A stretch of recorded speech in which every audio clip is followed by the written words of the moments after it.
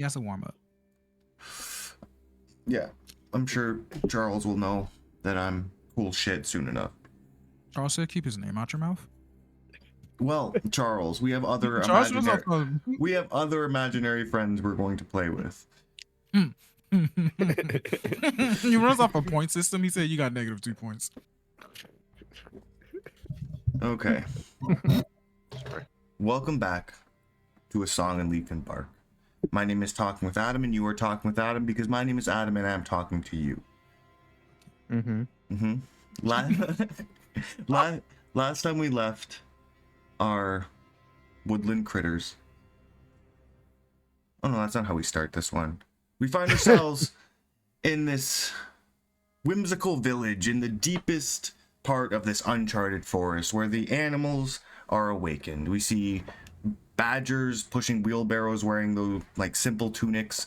We see a hedgehog selling fruits out of a market stand doing business with like an official looking armadillo. We again see a humanoid woman, a Harengon, older in age, reading from this large book. And she goes over where she left the story the previous week, reminding the surrounding young animals that the ambush on the Chittering convoy, where foxes attacked with poison and fire while the squirrels slept. Then, in the heat of battle, they attacked and killed Champion Chestnut, Chancellor Pineheart, and General Walnut. Taking the battle, but at a great cost, as Sassafras, the newly appointed lord, had fallen in battle. Attempts to save him were made and failed. She flips the page and she starts to set the scene of the family finishing up the battle. They've moved on to different places. Like Klein and Riven are searching the inner parts of the camp, and Fezzik and Timothy are wandering the battlefield looking for any like wounded foxes and finishing off any injured squirrels. And that's when Copper Swifttail picks up Sassafras's body and, along with some squirrel soldiers, starts to take him towards the Vulpine Grove. It's then one of the fox. It's there, yeah, there. Kirby. Yep. You're a fox soldier. Just one of the guys. You have just fought in this battle with all these like famous figures, these bigwigs, these people who would never pass a glance at you. And you saw the second lord fall. And like you're currently getting up and you pull your sword out of the squirrel's chest that you had embedded it in. And then you get this feeling of dread. And you look towards where Sassafras's body had fallen, the blood and the dirt, and you see something shining.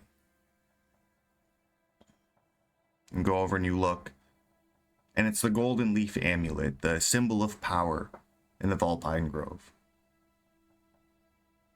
And with this token, this powerful token, this crown in your hands, you feel that dread turn into a sense of accomplishment as you fought alongside these people and survived all those sword lessons, all the things that you've done in your little life. This is your moment. And you feel like with this token, with this amulet, you could finally ask to be a squire. So I want you to just message me which player, like which character here, Fezzik, Timothy, Klein, or Riven, you would like to give the amulet to and ask to be a squire. So just shoot that to me in a DM. Cool? Can I roll a 1d3? You can do whatever you want, like with your real life shit. Like if you want to just roll or do whatever, that's up to you, man. I want to be everybody's squire, man. Why you gotta make me pick? Well, you don't gotta pick your character. Whoever the fuck this little fox is has to pick. What's his name? Who does he like? Why does he like them? You know, that's stuff you got a couple minutes to think about.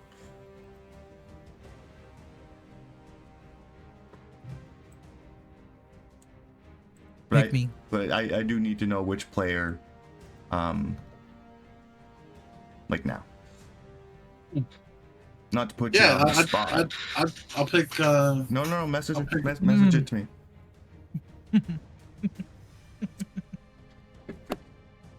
The element of surprise.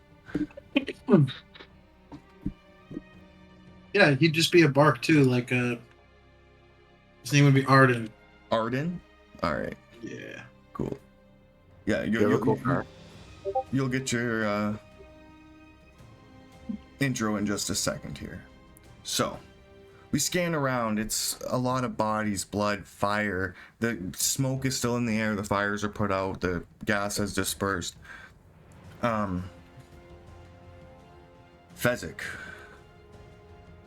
Yep. The clergy is a lie. They used you, and you're now aware of that. Yep. Your second loved one has been killed undeniably by the squirrels. Your entire simple world, in the matter of a day, has just been completely flipped upside down.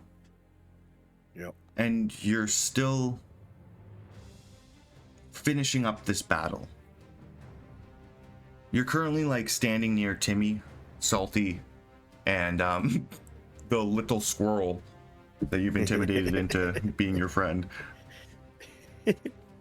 And you look at Timmy and you see a rage like just burning in his eyes. And Timmy, you went out of your way during this to kill as many of these squirrels as possible, and kind of raging for your own reasons. Mm-hmm. And in front of you, as you're kind of combing the battlefield looking for any injured foxes or whatever, you see on the ground is this gravely injured squirrel, like cut at his side, fallen over, but he's holding a drum. And he looks up to you and Fezzik and he says, just please don't. I didn't attack anyone.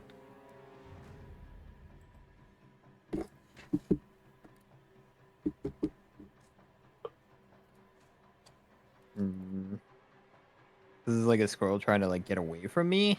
No, he's like injured on the ground, not like trying to run. He's just like kind of holding his hands up like please don't. And Fezzik, you're like right there, and again you see that Timmy is not pleased.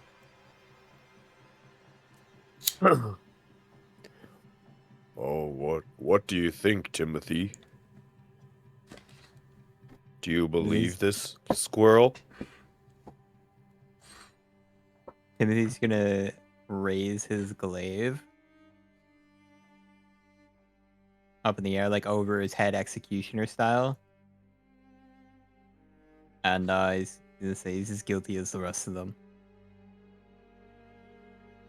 Please, what would the great tree think? Great tree is bad.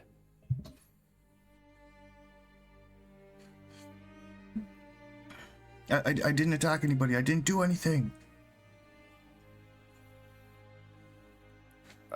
I look at my squire friend. Little squirrel, do you know this one? Well, like not by name. He's just one of the squirrels.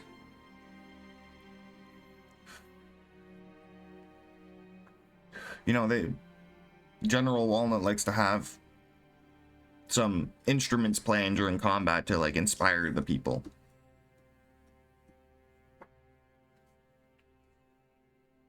What instrument do you play, squirrel?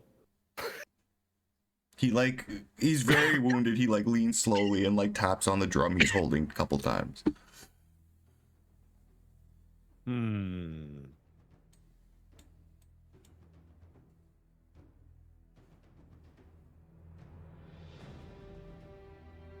It's when you feel a hand on your shoulder.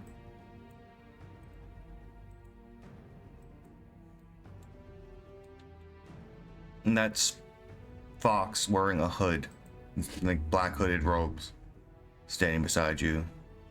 You hear a familiar voice. I know it hurts. The great tree has betrayed you, Fezzik. Yes, the great tree is bad.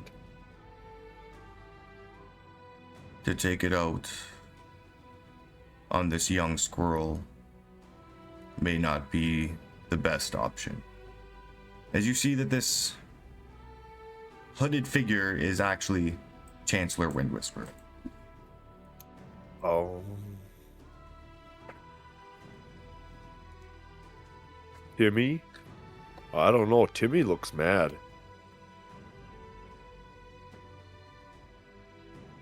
I kind of motion towards Timothy to the Chancellor. Because he's like winding up, right?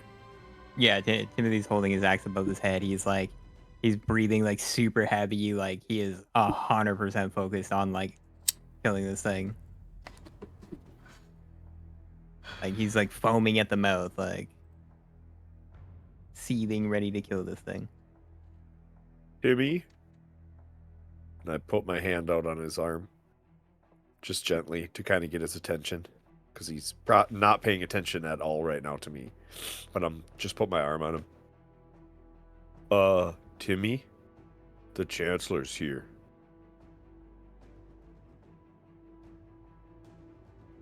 And he's gonna kind of like snap his head your way. He's like, "What? What do you want?" I came to assist you in your holy war.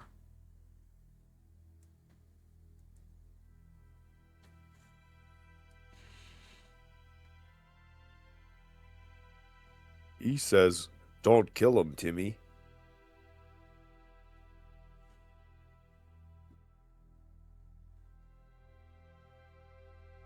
Don't. He's gonna kind of like growl between his teeth. He's gonna be like, "And why shouldn't I?"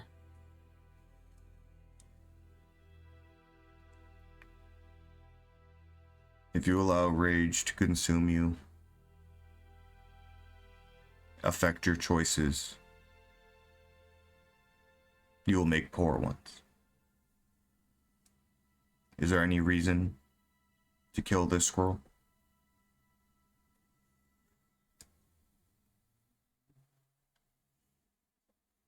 They killed our brother. Is there any reason to keep him alive? And he's a drummer. The clergy does horrible, corrupt things that have destroyed many lives. Do you think this drummer has a part in that?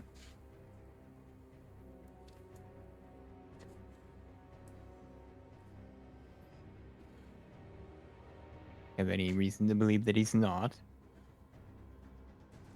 Or that he doesn't? Hey, drummer, is the great tree good or bad? The great tree is good. Wrong, it is bad. Okay. Oh, okay.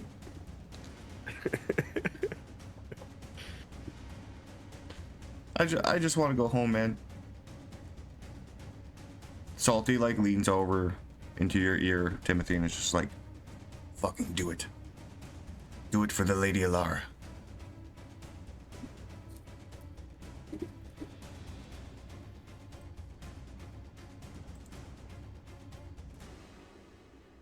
You have 2 seconds to give me something worth keeping you alive.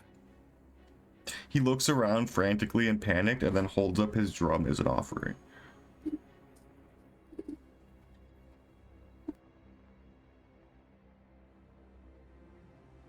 I meant information. Well, they didn't really tell me much. They said we were going to Vol's Landing, and that I would just be playing a drum. This is only like my 3rd time out.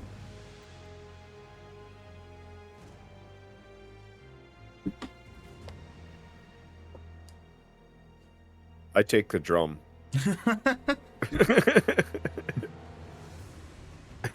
I'm guessing it's pretty small for me. So I just like have it in one hand and I'm tapping it with my other finger. Squirrel like puts his hands up.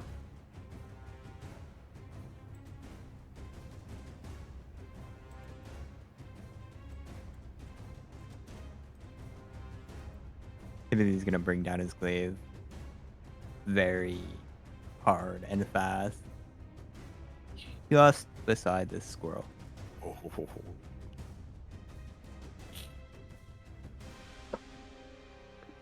You bring your glaive right down beside him. He's like shuddered and terrified, looks up at you, and then like this wide-eyed like thankfulness, gratefulness for his life. And he looks at you and he goes to say something, then you just see an arrow stick into his throat. You turn around and Salty's holding his bow, chloride. And he looks at you, Timothy, and he says, "For the Lady Alara." Timothy will nod and just drag his behind him on the ground as he walks away. Oh, I kind of like shudder because just the shock of it, I guess. Timothy's gonna walk back over to Champion Chestnut now that he feels like the battlefield is clear. And I'm robbing him. Sure. Awesome. As Chancellor Windwhisper kind of like comforts you somewhat, Fezzik. Talks to you a little slow and is just explains that the world isn't what it seems, and that's terrible, but you gotta fight for what you believe in, and magic doesn't just come from the Great Tree. And we pan across to the inside of the camp, where a lot of it is burned and destroyed. And you found these wagons that were doubled as like cages built onto the back of wagons. And inside you found dead foxes. The two namely being Timothy and Yosu. The first thing I do want to ask, Riven, this was your first battle. You have killed a good amount of people, but you usually do so silently, quickly, without too much of a fight. What's the contrast of that and this mass scale battle like in Riven's mind? Like what's going through your head? I would assume he will be kind of shaken up. If it's like his first experience on a mass scale, to see how sloppy it was, like not because he's all about like obedience and staying on task and going in, going out, super easy stuff.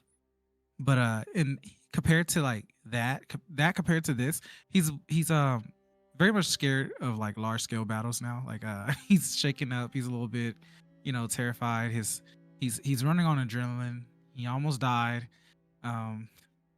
His little fist is shaking up. He's holding his knives, and you could tell he's shaking because like they kind of got the rattle sound to him.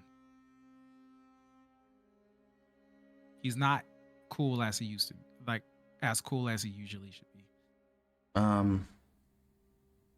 As you're like panicked, Arnie's known you for a while, and you feel like a weight on your left shoulder. You turn and Arnie's just like clinged on to you. And he like points his one arm out to kind of like motion to all the death and destruction around you.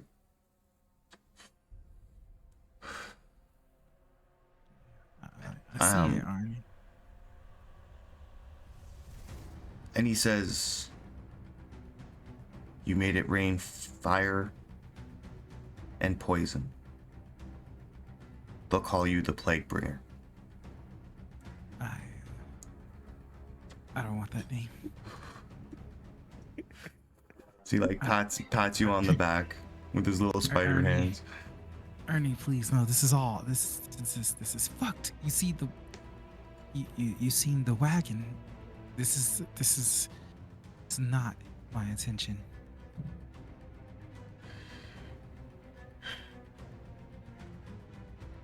Kind of like looks around. Klein, you are now the Lord of the Volpine. And you know more than anybody that also means that you have a claim to the throne. Yep.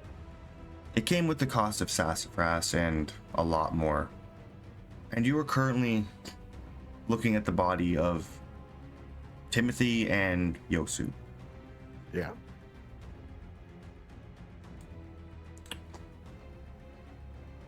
What are you doing at the moment? Like, what are you thinking? I'm gonna roll and determine how I'm gonna present this. I am carrying myself in stunned silence. My body seems to be carrying clear pain at what I see, but I'm not letting it reach my face. But clearly I'm very shaken by what I see here. You said Timmy? Yeah, at the end of the last session, there was 2 dead bodies in the wagon. It was Yosu and a fox with the face of Timothy. Obviously, it's not actually Timothy. Timothy's right there. I'm sorry, Jody, you're dead, by the way. Just heads up on that one. Oh yeah, man. In my head though, the gears are right now turning on how am I gonna win this fucking war? Amazing. That's where my head is. Kirby, what was the name of your fox again? Arden. Art. Arden Bark. I thought he said Odin. I was like, fucking Odin? The Odin? The god? I'm just a god. Yeah, I'm just a god, don't mind me. I mean, Arden's pretty godly too. Riven, as you're like looking around at the destruction, you see Klein just analyzing, his eyes shifting back and forth, calculating, thinking. You feel like a tug on your robes. And you turn around and Kirby, what does Riven see? He looks up. He's like a Not tall fucking fox. He's a warrior. Yeah, and his fur's all beaten up. He's a little bloody. And he's a younger fella. Yeah, he's gonna stick a sword in the ground. Riven's and then- guard is very high. He'll just flinch. I think he'll actually just flinch. Put his guard back up. He'll hold his hand up and show him he'll give him like the token from Sass. From the late Den brother. Whoa. What is this from Sassafras? I think this belongs to. He like looks at Klein. Klein, this is from Sassafras. This. Who are you? Why do you have this? Who are you? He leave his sword on the ground, put his hands up, and he said, "I'm just a soldier, sir. I picked it up from to where his body was." Went to the body. Give me this. He like snatches it from. Gives it to Klein. This is from your brother. Oh, I'm so sorry, Klein. This is all my fault. This Klein's plan. still not shaking, and he puts it on. He's like, no hesitation. He knows this is his now. This plan sucked. Riven, control you. It's supposed to be in and out. It's supposed to be in and out. Nobody. Your child. Look, nothing is an easy in and out other than my wife.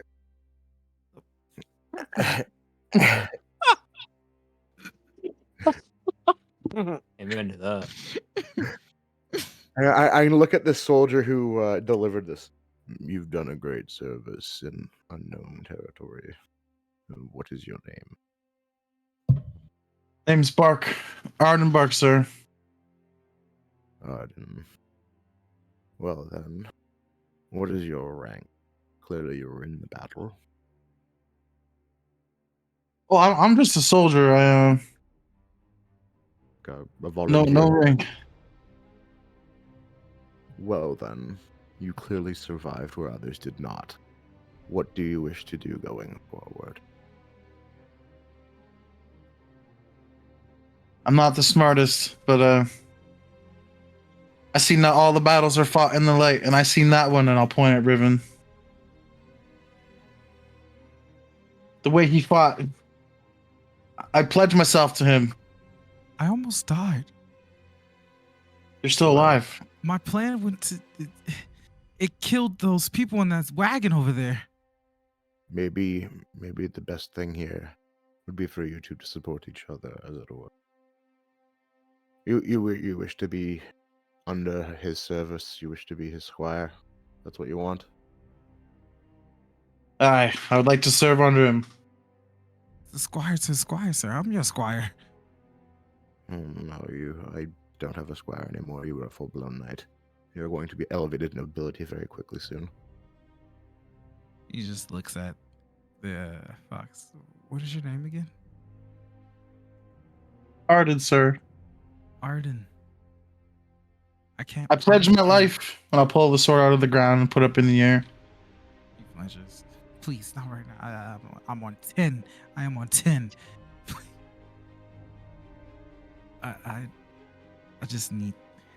I need to think about this. I understand the situation. Please, Riven. meet me at a Riven. better time. I gotta put like a hand on the reason you feel so heavy right now. This was the final lesson you need to learn.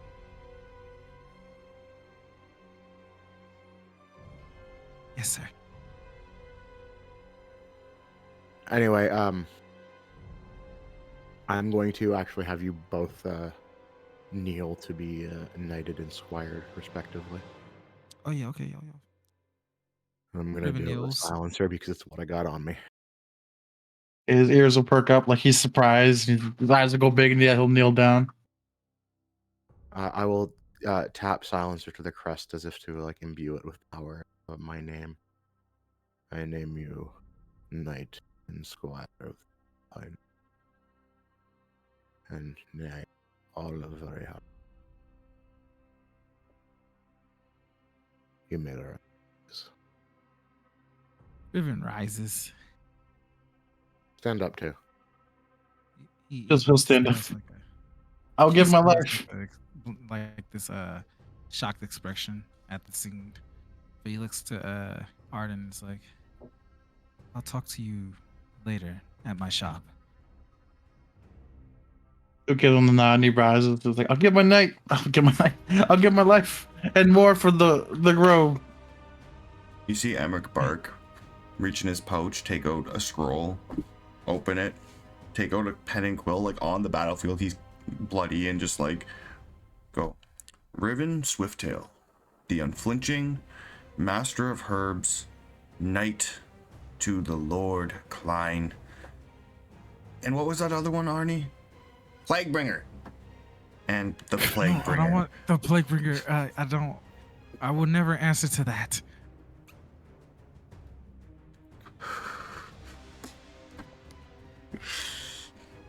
And Arden, Squire Arden bark. I am a strategist. I am a strategist. Not a Plaguebringer. As you're kind of like freaking out at this new title, you notice something, Riven. Yeah. On Timothy's belt, like he's hunched over on his side, but like on his belt, kind of under him, you see a telescope. A very nice telescope.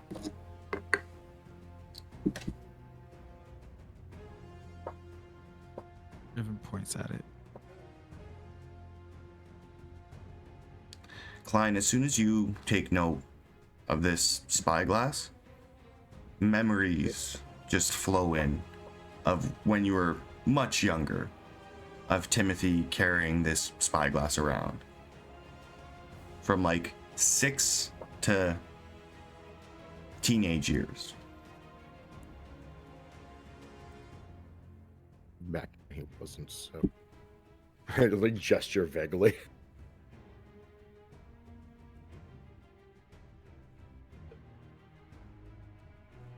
I'll retrieve it from Riven and put it in my.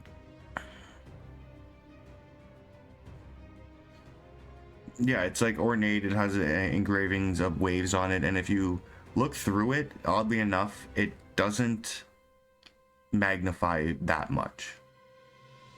Okay. Like, it's almost like it's just glass.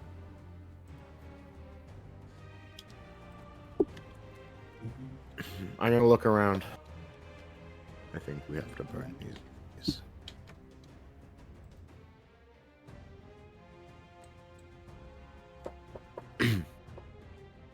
I think we have to burn these bodies. Right away, sir. Otherwise- Ruben takes like I guess like a stick that's like not on fire and like it's a lot of fire around, so he just like puts it on fire. Starts lighting up bodies. Do you want me to put them in a pile first? You just light the wagons there in a blaze. Oh yes, Put he hay- just put hay- Put more hay in the wagon, light the hay. yeah. Did you want to recover Yosu's body? No, we don't want to know. We don't want to make public we know who was here.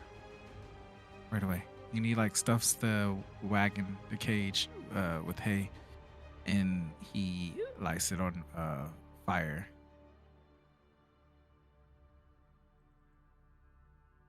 Amazing. And yes, before we continue on, anything you guys would like to do in the post battle?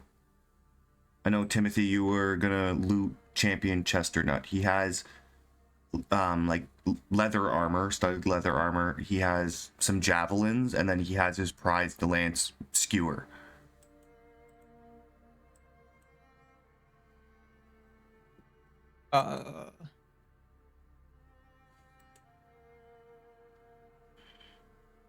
I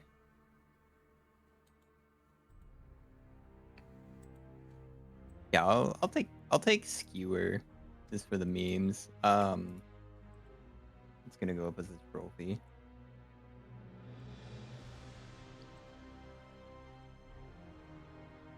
Then I'll wait to see what everybody else is doing.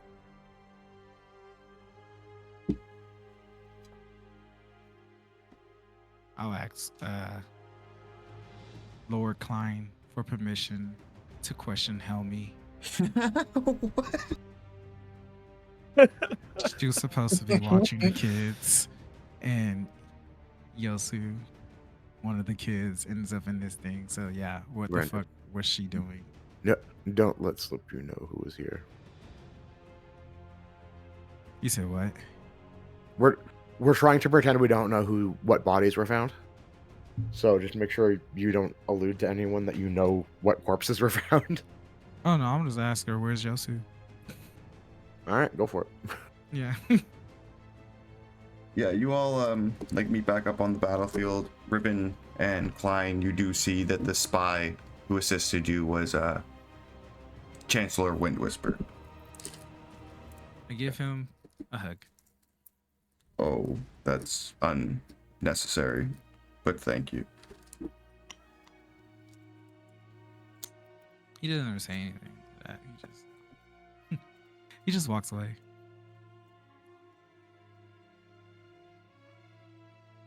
Thank you for your.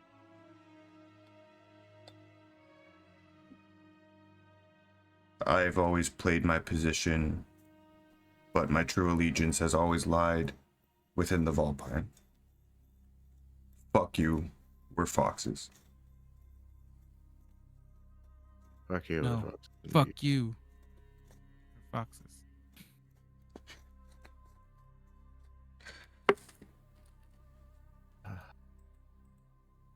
Amazing.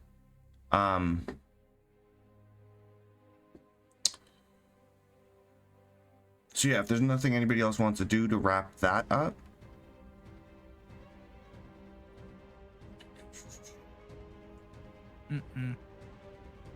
I mean, are we bringing those cooks back to the Volpine Grove, or are we getting the information out of them like now? Yes. The prisoners. My little squirrel's coming with me. That squirrel's gonna die. Just as a. We friends. We're friends. Mm-hmm. For now.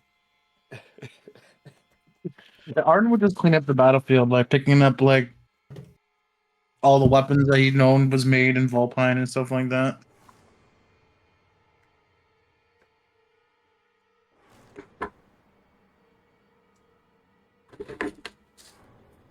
Yeah, just like you're running around with an armful of swords.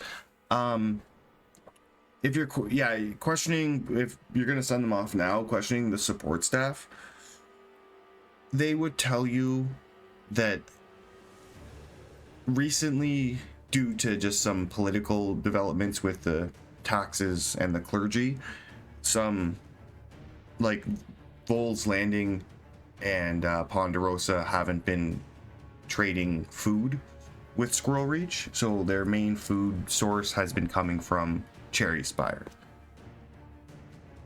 Like 100% of their main food supply has been coming just from Cherry Spire.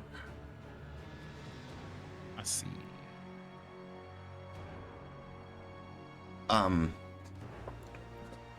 The squirrels were capturing foxes to try to negotiate a trade of power. Your Volpine throne for the hostages. Huh. I wish Alara was here.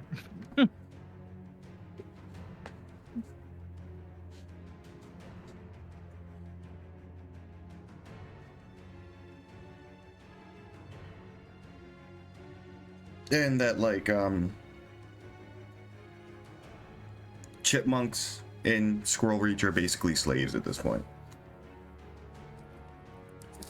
Oh, wow. Yeah, and my little squirrel's a chipmunk, so. So you have a slave now. Yep. He's like, what do you want to do for you? And I cook, I clean, while you bring home the bills. Bring home the money so we can pay the bills, master. Yes. With his little broom, takes him all day. Yeah, is there anything else that you're trying to get out of like the support staff people? Well, no.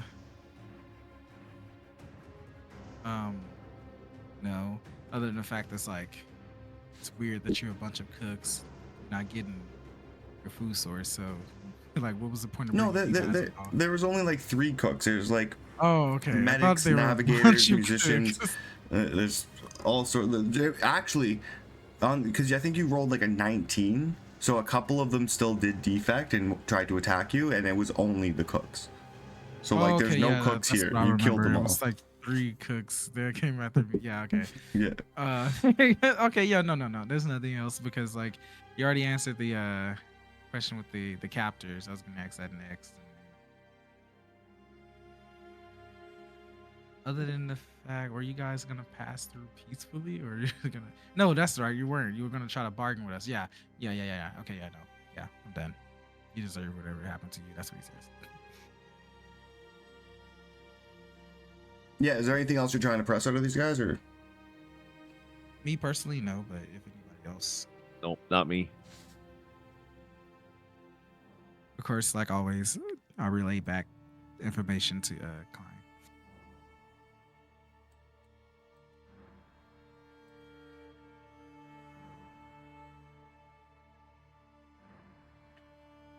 Amazing.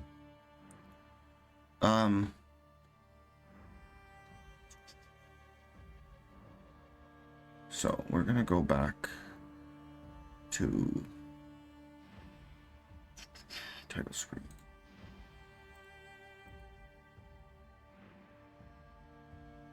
We're gonna get dead sass off of it.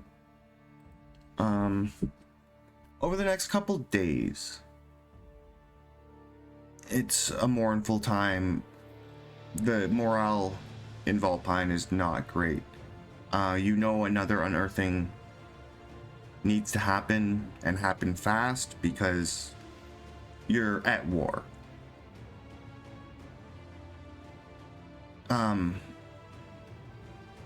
Helmy advises, the whole captain advises against inviting everybody, like a typical unearthing. Yeah, I was gonna say the same. So I'm going to just ask you guys as a party, who would you like to invite? And again, this is, of course, since it's wartime, a chance to make allies or possibly not make allies.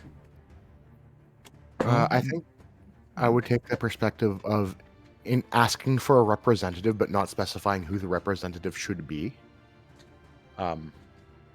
Because it's wartime. But someone with some decision-making power. So we definitely want to invite a frog emissary from Ponderosa. We'd want to invite actually would like Samuel, Lord Samuel from Vol's Landing, because I have specific conversation to have with him. And then I'd want an emissary from the butterflies and the owls.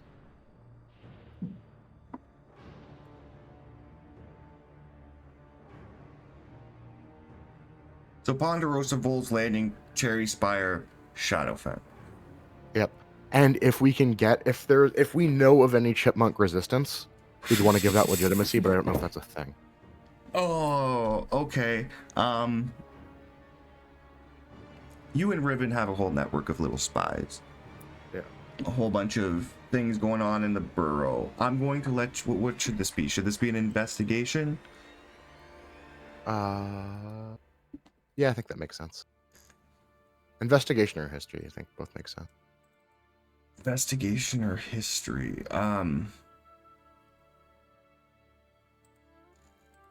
Yeah, I guess you can roll me an investigation with advantage because Riven and your whole little network. To see if you can get your ears on some. Awesome. 16 is really good. Yeah.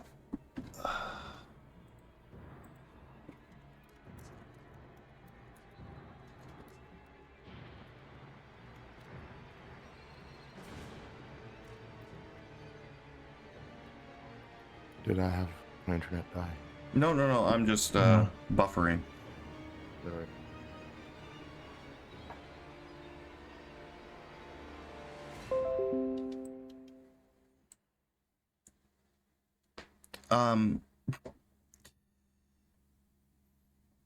Yeah, you get your ears that there's a small syndicate of chipmunks uprising under like a rebel leader named Burrowton. Baron Burrowton is what they're calling him. That's his real name, or like who he actually is unknown. But so we tried to get an emissary from him. You want an emissary from the rodent rebels? Okay. Yeah, we want to start supporting them. Well, would my little squirrel friend know anything about this? Chipmunk. Yeah. Call him a squirrel again and I'll kill him. Being in like a squire for General Walnut, he would not. Like he, okay. Yeah. Makes sense. Most of his life has been spent like basically being a bag boy or a fucking what's the word? A caddy. Yeah. Yep. Gotcha. Aww. A literal Batman. Yeah, I'm gonna get you to roll me a persuasion check with advantage once again because your network, Riven, your connections. My connection says keep a close eye to Shadowfield.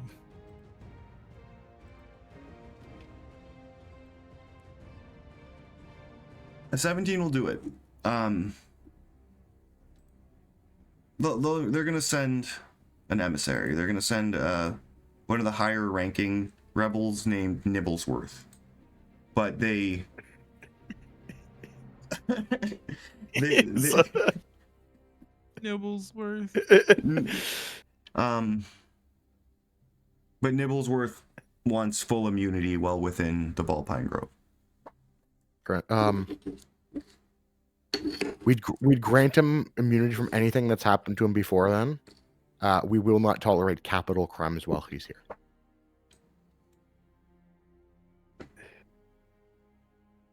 Yeah. Okay. They accept the terms, and they will send an emissary named Nibblesworth. Amazing. So those 5 places. Additionally, you have your ear to the ground along. Well, Timothy. Do you tell them? Do I tell them what? About King Cotton Ball being back around? Because you mentioned the bark steel. Yeah, I would have probably pulled Klein aside, and obviously, Wait, Klein? Didn't Klein and Riven burn what they thought was your body? Yes. Hey. How am I taking Timothy's survival? Or who did that? Yeah. That's up to you. It was I who burnt the bodies. So like after everything happened, with that, I took them aside and I would tell them about Cotton Ball and the bark steel, so that they had the information and just readily available to them. What would they want? What would be something that could endear them to us? Well, these are just rumors now. We still need to locate. We don't really know where they are, just that they're around and this is what they're doing. Well, if you can find a way, make it clear they're welcome at my table. Also, Well, congratulations that would on not probably be for being you. dead. Is my son also not dead? No, your son is missing. Okay. I'm certainly not told you. dead, but You're Alright, just but going through thank a different you. stage of grieving right now. Like right now, you're in denial. That's all right. You'll get there. I Not honestly, you. I'm fine. I'm just I don't think I'll ever die. This once upon a time I heard a small man go by, said he'd never die, and that's just been my motto since. I'm proud of you, Timothy. I'll be sure to put you on more dangerous tasks from here on out. Can you like lower it so I can pat your head? You can tell. Salty's just like in the background, drunk, and he's like, "Yes, Timothy, the unscathed." I'd also actually be trying to seek out Fezzik because I want to discuss his role going forward. Yeah. Fezzik, I'm You not know going now. anywhere. Yeah. you know now that the Great Tree has issues, but think of how hurt you were when you learned this. Yes. Yes, We need- it was we need- sad. We need your help because the common folk, it's going to hurt them too. We need to take baby steps. Where's your advisor? That little squirrel fuck. Who? It was a advisor that Lord Sassafras had. The little squirrel guy. Where happened to him? Here, I'll just go to my notes. Oh, I of don't know. NPCs. You're right. You mean the I need you snail? to. Mucuston? Yeah, Mucuston. Yeah. Mucuston. Mucuston's chilling. Oh yeah, Mucuston is also totally welcome and invited. Okay. Yes, I will definitely give you all of my advice, Lord of all of Variharta. Thank you. So I'm gonna go back to Fezzik. It's like, I need you to slowly explain to people that we don't know what's right, but we're going to find it together. We can start with the Great Tree's teachings and explore beyond that. You knew the great tree, and you know the truth. I'd like you to continue your role and your oath to do this. Okay, Klein. Thank you. I won't let anyone push me around again. You're a good man. You too, Klein. Thank you. King Klein. And I bow. I kind of like wave him out.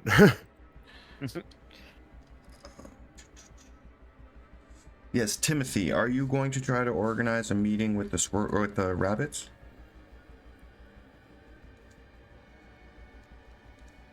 Is that what I Yeah. caught? Yeah, I mean, would that be my place to do it? Because the only thing that I heard is Salty tell me about it. It would be more of like Klein to use as spies, right? Well, with the connections to the underground and whatnot, yeah, but at the moment, you're at war. And these are potential allies. So, like, Yeah. the grapevine kind of thickens because... So, are we going to extend an invite to this Cotton Bottom? Yes. King Cotton Ball yeah, the second. Yeah, Ball? absolutely. Like 100%. For sure. Like that would be something that I would like. I would probably rely on Klein's spies to get me a location, maybe. Yeah, that's fine. And then I would go myself, and then like while I'm like getting Klein to set me up, I would be just kind of like inquiring about the body that they found. Send me out, sir. I'll go do it.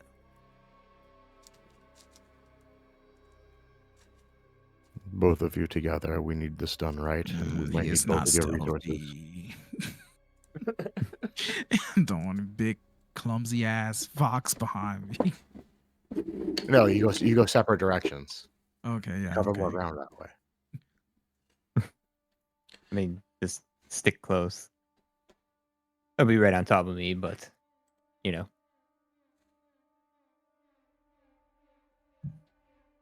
My confidence in seeing any rabbits is drastically diminishing, but Yeah, both of you can individually roll me investigation checks. Investigation. No. Yeah, I'd refuse. Yo,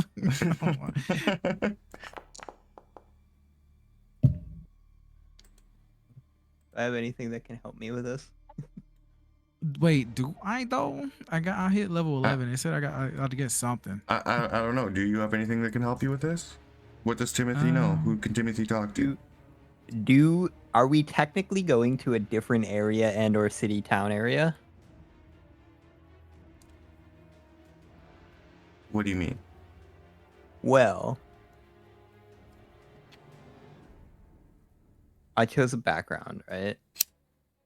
Okay. And my background has this really nice feature called Echoes of Victory, which is basically I roll a 1d100. It's a 50% chance I can find someone who admires me and is willing to provide information and temporary shelter. See, you could have just Which fucking means said that. You can information. 100%. If you're going around trying to throw your name around, I will say that Yeah. it can be a persuasion check. Okay. I'm Timothy, the And unscathed. well, this one's like a 1d100, right? Yeah, no, I'm like, just saying I you- would like, obviously be you- riding in with Banford. You auto find somebody. Oh, I would find somebody. Okay. Yeah. And then you said you wanted what for that? A persuasion? Yeah. Yeah. I want a false identity. A 12. It's not terrible, which is good enough.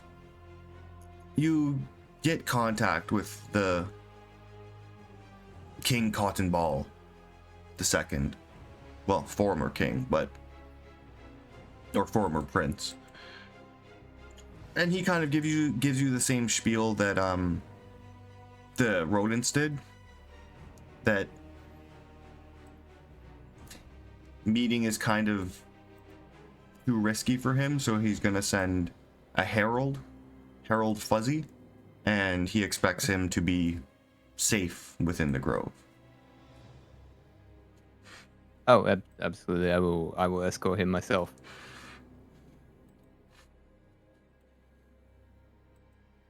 Amazing.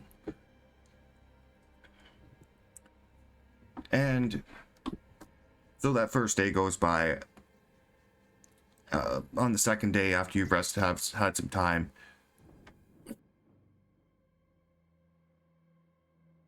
excuse me, after you've rested and had some time, you guys are, I'm gonna say the whole cabinet is in the council clearing, and you get word, Fezzik. Yeah, Fezzik. Flip flaps up to you and lands on your shoulder, and in like multiple different small voices says that Alexander Earthborn, Grandpa, is on the way. And you have memories of Alara's father. He was kind of an old kooky man. He was really cool with you, and you like remember him as like awesome grandpa. He's not dead.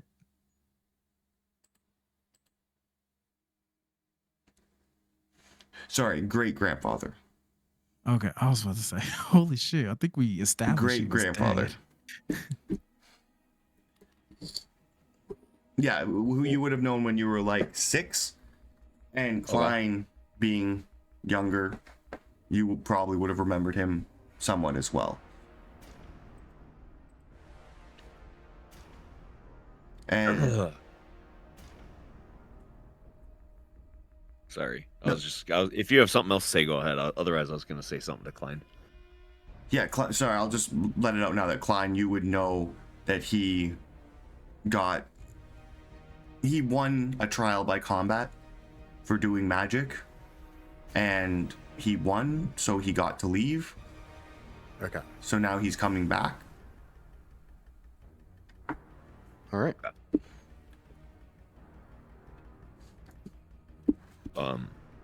King Klein, Flip Flap just said Grandpa's coming. Well, it would be interesting to see him back. Do we know anything about his motivations other than to see family? I don't know. I'm excited to see Grandpa again. I guess what Klein would be thinking behind this is he going to try for some kind of succession crisis? And I got zero insight to that. Flip Flap just said he's coming. But I think Klein would at least be thinking, like, in terms of historical relevance, what his chances are there. Yeah, okay. But yeah, I'm just like relaying the message from Flip Flap to you, and just I'm excited about it. I don't have a second thought. Klein, you can roll me an insight or a history check. Well, I'm going to do the one I have +9 in. It's probably, oh my god. Oh my gosh, you know Oh my exactly what he's God. gonna do. You know how he's gonna think when he's gonna nut next. Jeez. You know that Alexander might have a claim to like your position, being Lord. However, you don't feel like he wants that, and also like Fezzik being in the clergy, once you've broken The line. it's kind of disrespectful to take that position, even if you did renounce it. That was 100% of the point of my talk with Fezzik, by the way. You don't want to be Lord, right? Unless he just curious. comes back on like some disrespectful shit and just like, step aside, youngling. Especially with this king rumor I'm hearing about. Yeah, you can sit the fuck down. Fezzik, be a good man and find some help to coordinate a room for old great grandpa then. Oh yeah, we will find a spot. Come on, Flip Flap. I would say, just generally speaking, we don't have to role play it out, but I think it's the Church of Leaf, right? That's the church at the Vulpine Grove. Yeah. That's I would be doing what Klein says in the interim, just like going there and kind of just continuing on, I guess, like just reading the things and stuff. But like, if people like, I still say the Great Tree is bad now, but instead of the Great Tree is good. But like I said, Klein was like, just keep on keeping on. Yeah. So People I'd are show allowed up to and ask questions. It's not punishable by death anymore if you betray the Great Tree, but worship's still okay. Worship's still legal. It's all good. yeah, and I would just kind of like lead, like I said, mindlessly. I would just be doing it, and then also simultaneously be saying like the Great Tree is bad, but here's all the readings of the Great Tree and stories of the Great Tree. Just a walking hypocrite. Yep. Good work, President. haven't quite come to the full circle realization yet. I'm still processing. Yeah, and you would get the Pontifex Acornshire, Walnutshire. He is okay with other religions and doesn't want to just murder people. Yeah, I would have taken him aside and basically said, like, look, you're safe here. You're allowed to practice, but other faiths are allowed now. And also, we're going to war with the squirrels, so watch out for them. Yeah, he's amicable and agrees. Yep. God, I love cooperative clergy. yeah, it feels like the Great Tree is above all that. The war will end at some point, and the Great Tree will carry on.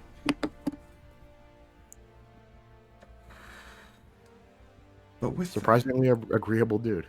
Can't wait for this to blow up in my face.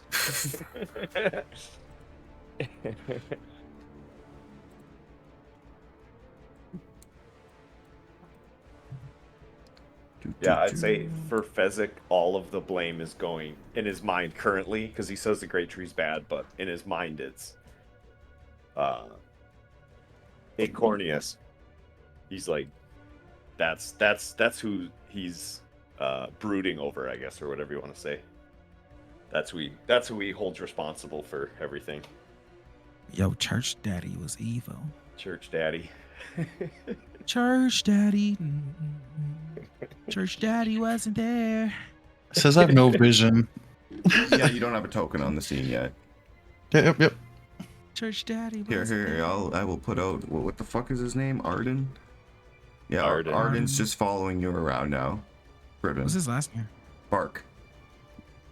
Bark. You're part of the Bark family. Let me write that down. No, he's not part of the Bark family. The Bark he's is a in bad- the family. He's a bastard. You will bark. I'm a bastard. I think Bark is the bastard name, isn't it? Yeah. Yeah, it is. Bark is a bastard. He just didn't know that. I'm adopted. He's being raised by moles. He's got like really loving mole foster parents. It's like Kung Fu Panda's dad is the little goose. And he doesn't know. The sad part about this is I actually have to officially make a adopted section for you because I counted Emery Bark as Earthborn because he's adopted by Lara. So you don't get that treatment. You actually get a new spot in my notes called Bastards. And he just wrote Kirby. He didn't even write Arden. Is Helmy gonna go in that section as well? Is she Helmy Bark? Nah, she's got No, Helmy's separate got a column. special. Helmy is the help. She's been the help forever, so I put her under her Earthborn naturally, but at the same time, I don't like her. She got a special spot too in hell. Oh, The beef is carried over. No. Riven, actually, no. Riven is kind of suspicious of that. I still got that question I asked her. You're right. The beef does carry over.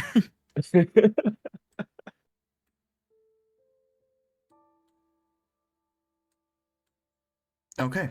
So with that, the next morning comes. This is the day of the unearthing.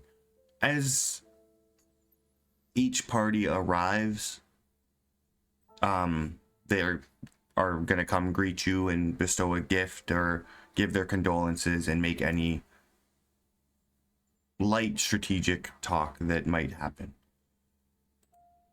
But the first one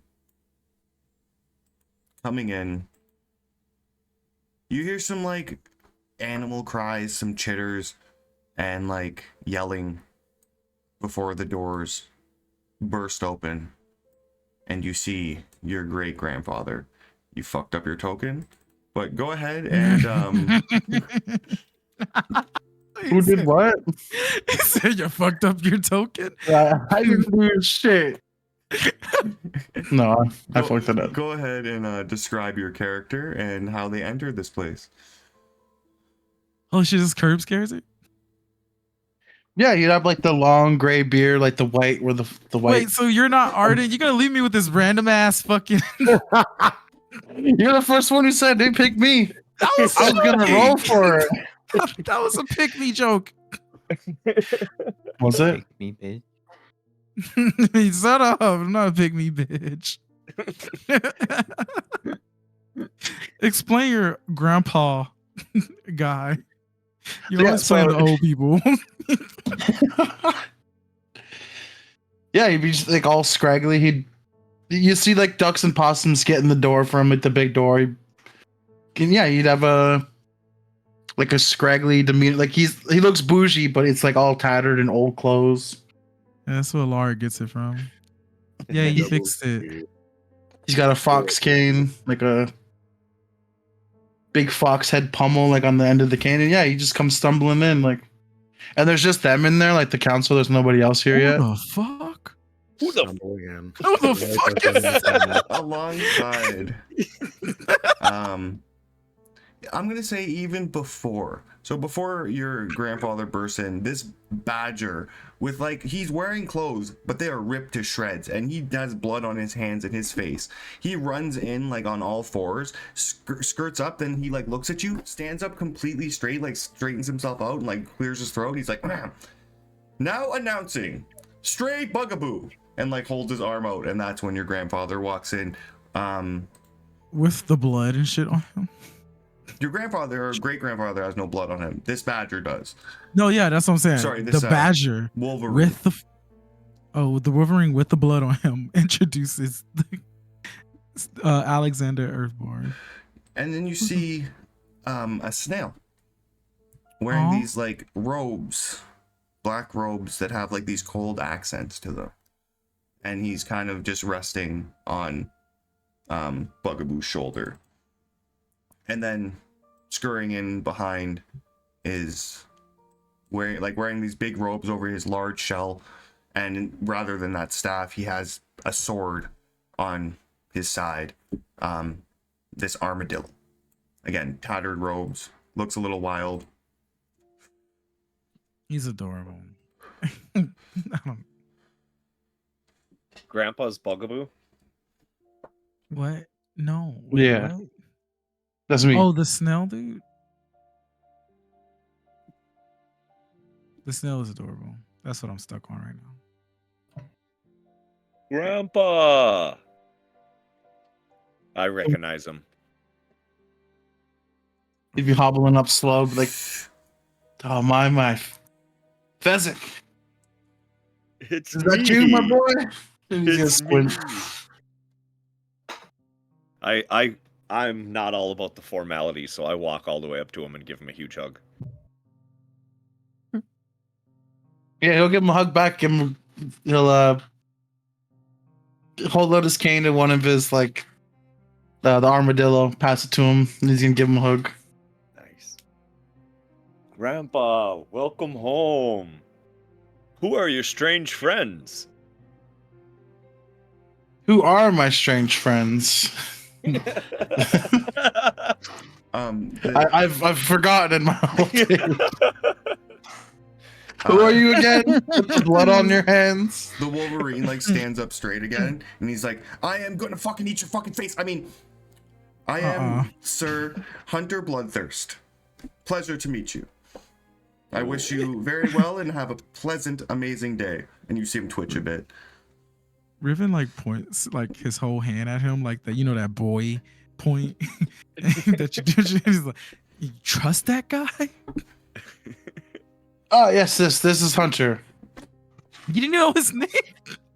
And the armadillo on my side. I am Note Rollsworth. I am an apprentice of sorts to Stray Bugaboo. He teaches me the blade saw. Do I know if this blood is fresh or does he just not take a bath? Roll me what? A perception check? Sure, yeah. It was definitely today. Oh my god. I'll ask, did you guys go hunting? Did you guys just eat? Oh, Hunter's always hunting. He's a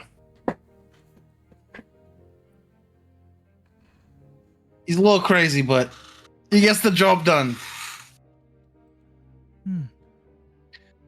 Okay, I'm going to just keep my eye on the bloody Wolverine. I'm not gonna keep my guard up. Welcome, Grandpa and strange friends. We will have to make some more room for your strange friends.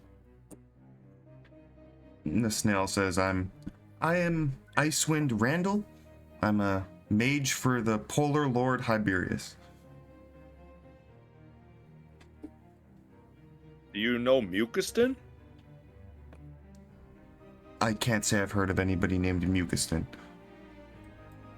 How about Slimy?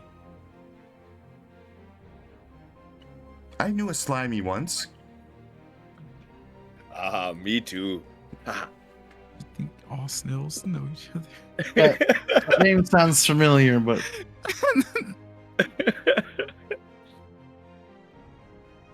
That's very in character for him, actually. Yeah, that's what I was thinking. Mucuston very slowly go like perches up on next to you, Klein, and is like, he's come for your throne. You should execute him. Excuse you. It's better safe than sorry. We are at war, sir. I would hold your tongue. Could I knock the snail Acknowledged. down? Because I just naturally don't like him, and then like he's on Klein, so there's a little jealousy in that as well. Sure. Yeah, You like I unstick him swipe from the him- throne. Yeah, I just like swipe him down. Give him a little growl. Sassafras allowed that shit. It's a different lord now. You mind your manners. Welcome, Double G. It has been so very long.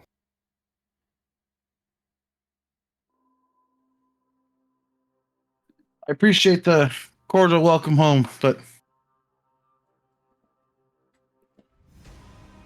looks like he's gonna look around the hall and he's like, But these halls have seen better days. Well, wartime is wartime. Also, I'll be blunt, we had Sassafras running the place for a couple of weeks. damn, Oh, that lad, that he was lazy. throw him under the bus and his death. No spine on him. I know, I saw. Yeah, and he'll snap his fingers a couple times to like his student there. Like, oh yeah. And then he'll pass him a couple scrolls and he's gonna read it like Alara Earthborn dead, and then they'll put all the other scrolls. Sassafras Earthborn dead. How many notches on the leash must be lost before the house falls down itself? Well, I'm pretty capable of running this place, so I think we're done dying for now. Unless age takes you, which would be unfortunate. I've been in the wilds. I've lived many years. Age won't take me. Good. If I may speak out of line, everyone dies. There's been deaths before that, sir. Lord Earthborn and Lady Earthborn, the parents to Lady Alara, died before she was on throne.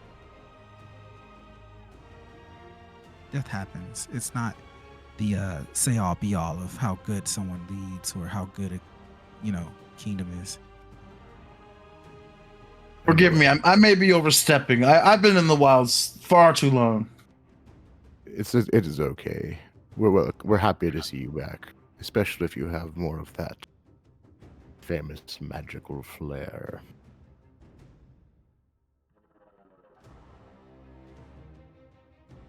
He'll say war times, and then he'll bust out the other scroll, and he says,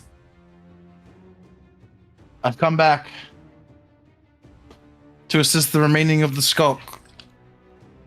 Blue, get out of my face! He got my dog climbing on me. I just imagine his dog. The token, I can put him in imagine the there. guy in the other campaign. Yeah.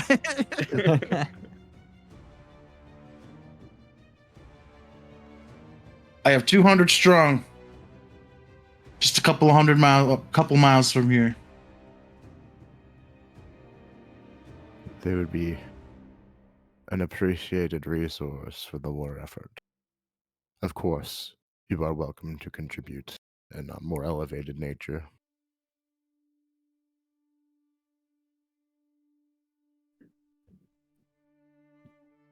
You'll give me a pardon, King Klein?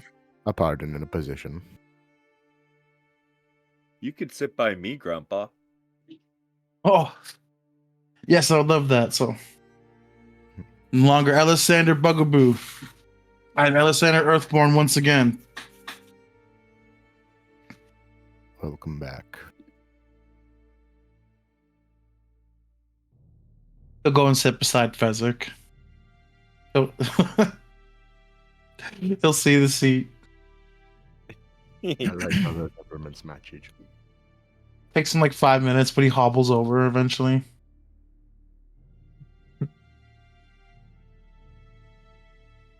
This whole time, Klein was just looking. I mean, not Klein. Riven was just looking at Helmy.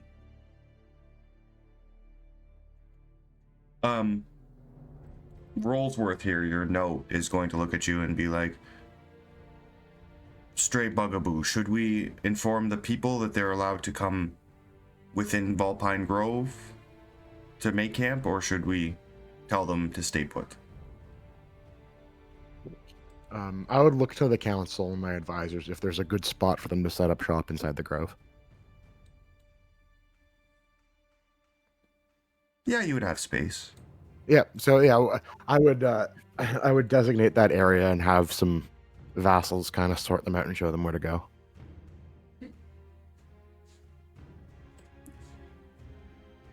I'm sure Timothy can help with the entertainment. And I'll wave to Hunter and make sure everybody is on their best behavior, you know? Don't fucking tell me what you are, I'll fucking kill you. I mean, yes, my lord, of course. I will Excuse make me. sure everybody is on their best behavior post haste. He like leads the other ones out. Does he have a? Is he there? I don't want to say anything offensive, but is he okay? Oh, he was there, but he's gone now. do we not want people? I'm gonna just follow him. That's what I'll do. I'm assuming he's like a what is it called? Untamed or whatever? Or somewhere between. That dude got the twitch. They would call themselves strays, not like wild or untamed, but like a stray, yeah.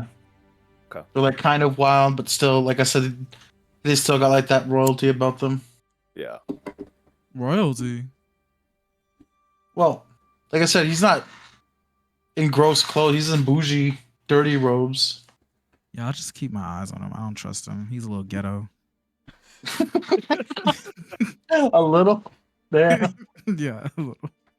Yeah, and even like the duck soldier that came along, who I forgot to drag out, he would let you know that like Bugaboo is king where they're from, and Stray is what they call each other. So like Icewind Randall would be Stray Icewind Randall. No, Rollsworth is Stray Rollsworth, but he has it like other title. So It's noble, but also wild. Yeah, okay, I get it. I have a favor to ask. Can you do a Donald Duck voice? Can I do a Donald Duck voice? Yes, can you do the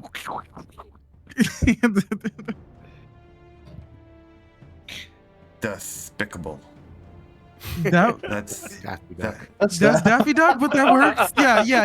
Dude, that Wait, works for oh, him. it was Donald Duck you wanted? Yeah, Sorry, I got Donald. my ducks Yeah, mixed Donald's up. The fuck, Donald? Yeah, Donald doesn't even fucking talk. He just yeah, makes not noises. yeah, exactly. You have to type what he says in chat. Yes, the only character you have to subtitle. Yeah, I'm not gonna make an attempt. We're gonna just move along. Do you want to try like Bugaboo said?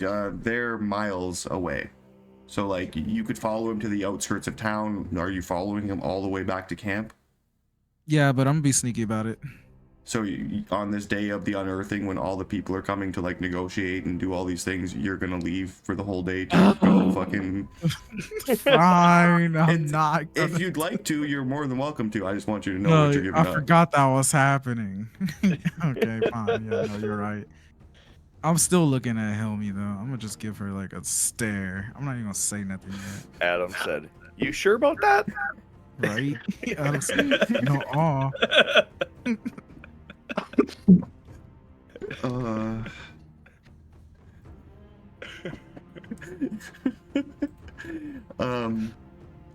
But yes. So I'm gonna do these in the order you mentioned them. I just have to fucking find my notes. Ponderosa was the first one.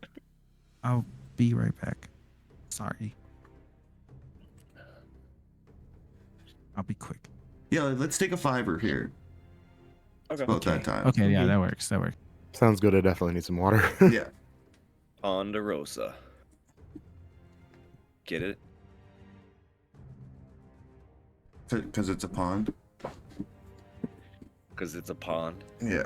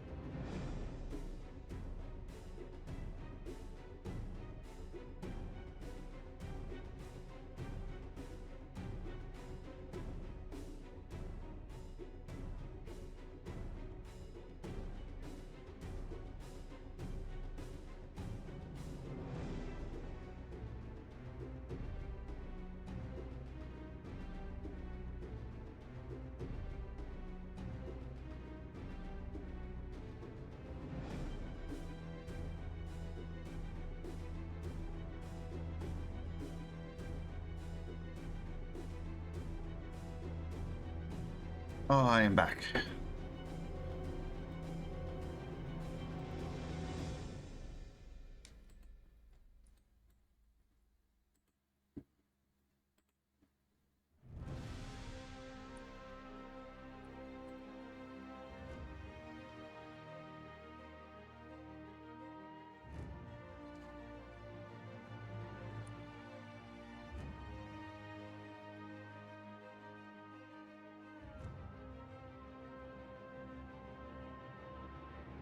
My mic was muted. Okay, I'm back. Welcome back. Thank you. I am here. Welcome back, mister.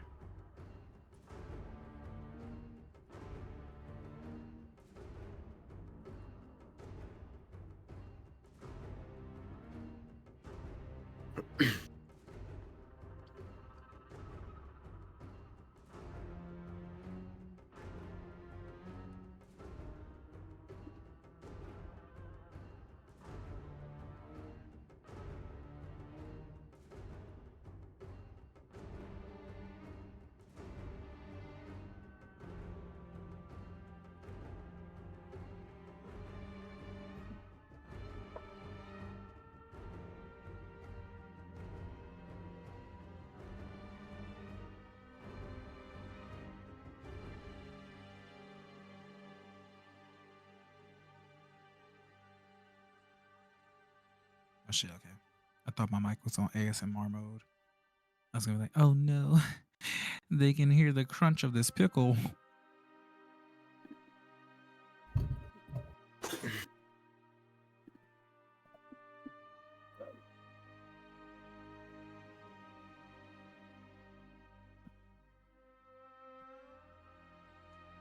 Ah.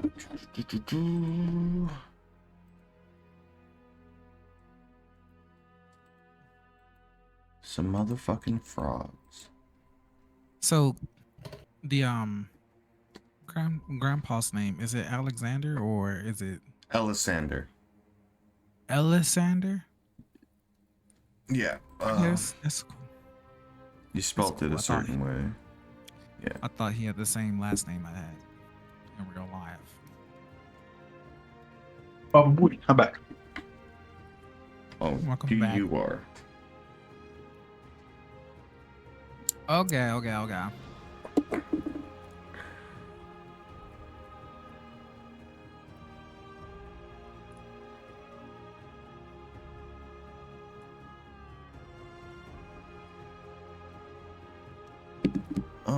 Joder, are you there? Yeah. Dippa? Yep. Wonderful. So we come back to We're the all here, Father. we come back to the Valpine Grove, past the hollow, into the circle of apple trees that have overgrown roots, creating this like safe haven dome, where the new Lord / King, Klein Earthborn, sits upon the Thorn Throne, with the cabinet on the earthing / unearthing day. So the first thing you would see is two beavers entering in like full armor. Behind them are like other beavers who are like throwing small lily pads onto the ground as these two regal frogs come walking in. Count Bulwark Lilypond and Countess Missy Lilypond.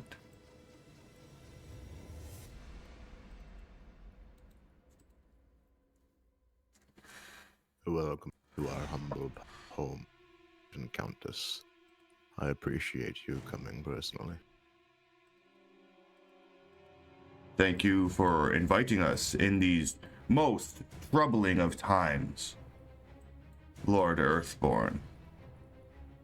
Thank you. As our symbol of our gratitude, we have brought you the following. Bring it in, come on. You see like some of the beavers push forward a wagon.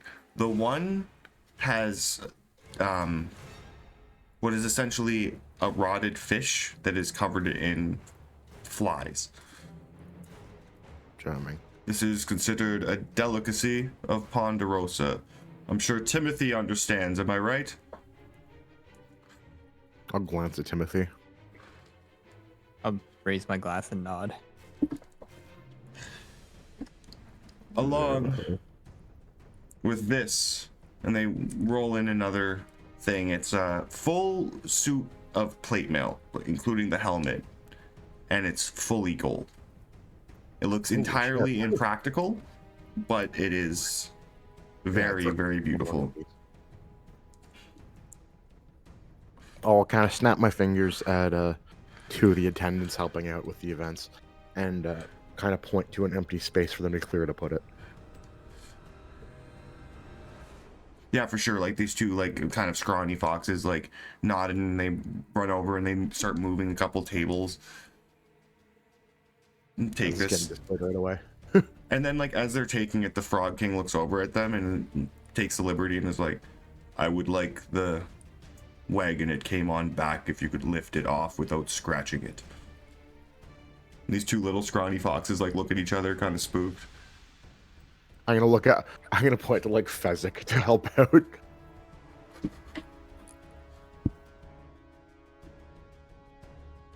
Come, little frogs. Foxes. Yeah, you just very easily walk over to this, like, large, ornate, gilded suit of armor that these two scrawny foxes are definitely gonna drop. And just by yourself, like, pick it up and take it off the wagon.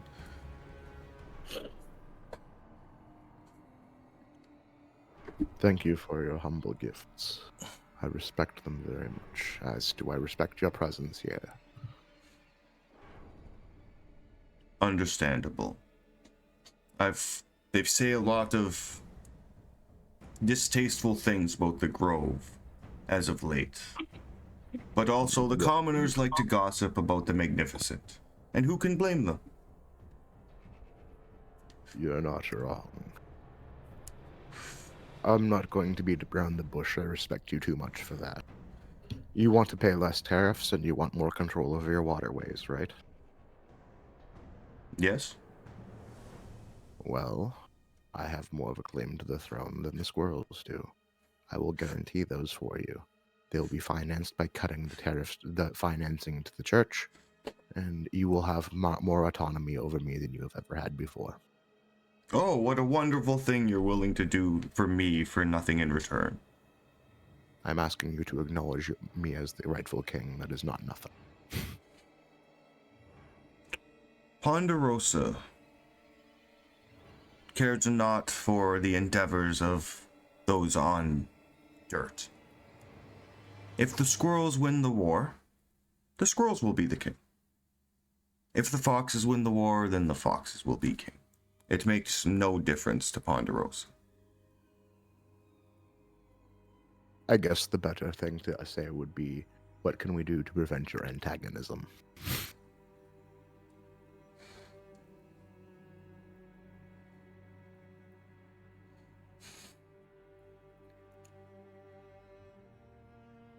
I'm gonna kind of allude to them. It's like, all right, just don't go to war against us. This is what we're going to be. This is how we'll be hooking you guys up, regardless. That's our offer to them, kind of, to not get involved if that's what they'd prefer.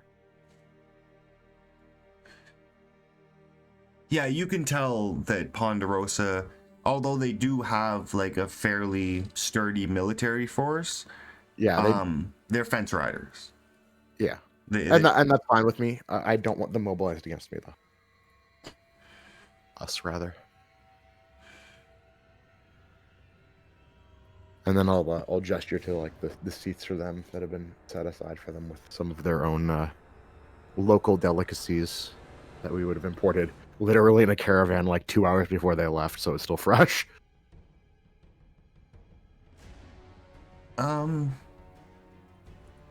roll me a persuasion check. No problem. Can Timothy join him on this one? Like, in regards to Ponderosa, because Timothy's kind of got some rep there. So like, seeing that he's like trying to negotiate, like I'll walk over and like, try and like help him and ease this along. How? What do you say? I mean, I'll just be like bringing up my friendship and with them, and just be like, oh yeah, like I helped you guys out. We're just kind of, we just want to get a feel on where you guys sit for everything.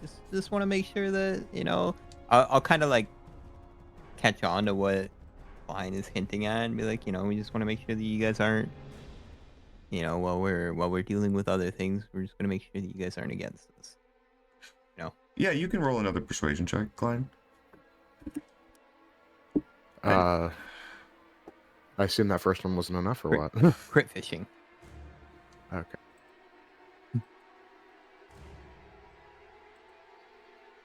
And we could use their help if they do choose to, but I understand if they don't. We most certainly would not mobilize against the Volpine. Timothy, once again, helped us in the Ponderosa conflict, and he was responsible for killing the demon of the lake. So we have the utmost respect and gratitude towards the Volpine Grove.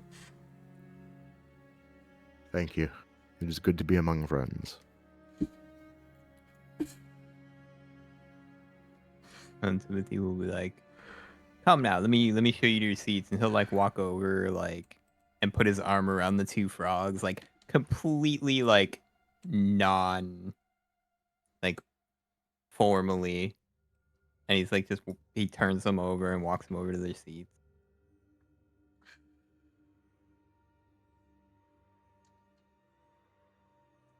Wonderful. We're gonna say that the party's actually taking place in Hearth's Hall.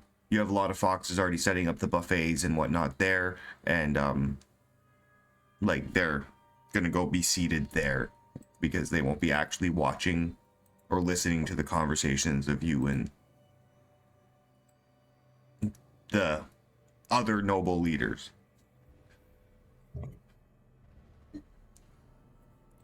So once again, it's a little different now that it's wartime.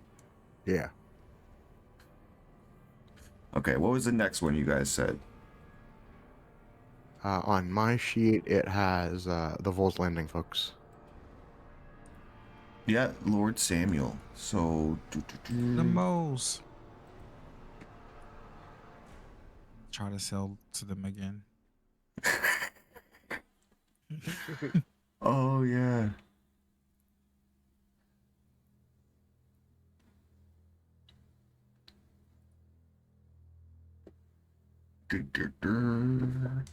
Okay.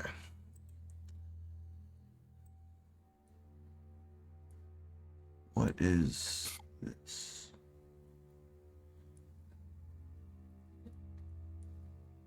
Okay. Yeah, you see a couple smaller shrews enter and kind of lead the way. And actually a couple rabbits as well, who are like the eyes for these moles.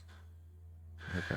They lead them in, and they walk very slowly and very humbly. Emmerich Bark announced them. He would have announced the frogs as well. This is Lord Samuel Burrowheart, the Diligent, and Lady Sylvia Burrowheart, the Compassionate. Lord Burrowheart. It's always great. It always warms my heart when your folk visit. We have been friends for millennia. Well, it's always a real nice time anytime we come down to the Volpine Grove, but I wish we could come on better news. Better tidings. Better times, yes, but I think you're going to like some of the things I have to say for our future. Well, first things first here, and he motions and they roll in one of their gifts, and it's just this large rectangle slab of white marble. Yeah, we got you this. We were gonna make you a statue, but we didn't want to go ahead and assume what you wanted, so we figured if we just gave you the material, then you can just do what you want, and we wouldn't be assuming or stepping on your toes there. Appreciated. And I mean, if you brought this for sassafras, it'd still be a hunk of marble right now, so. But you seem like you want to try to get down to the brass tacks of things here, and as a Burrowheart, I'm all about that. We're straight shooters. Well, here's how I'm going to shoot. I want your fealty as I am the rightful king, but in response, we will give any member of your choice a position in our cabinet. We are eyeing a Lurus tree keeper, but if you are attached to them, we understand. And of course, we would welcome you to our royal family more directly by allowing one of your choosing to marry my daughter, Annette.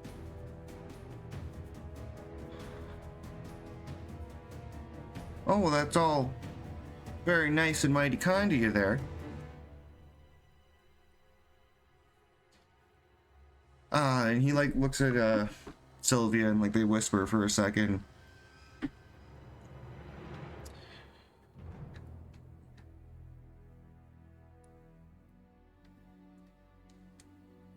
Well, see, you can roll me a persuasion check. That definitely matters.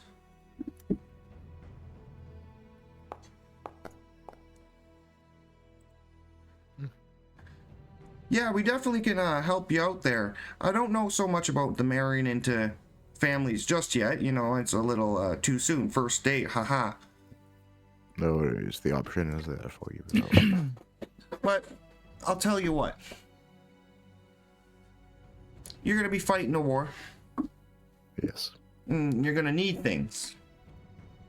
That is true. Weapons, armor, this, that, and the other thing. Correct. So if you can pay out Bull's Landing, we'll be happy to give you there what you need to fight the other side. Of course.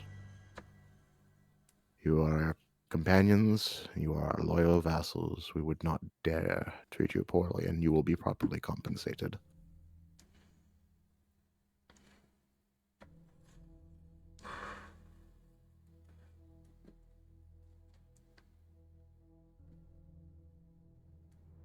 Yeah, I hope you enjoy your slab of marble there, and if there's any way that we can help cut a deal for some business, you can let me know. Absolutely. That will be one of our first priorities. Wonderful. Okay.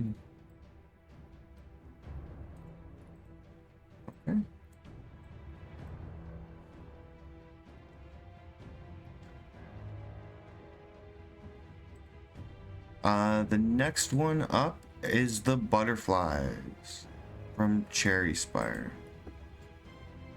I wonder if the rose thorns are going to show up. They do show up, and they enter. Excellent. They enter first. Cherry Spire. Monarch Eliza Rosethorn, who's this kind of creepy, strange-looking butterfly, and the Honorable Scarlet Rosethorn.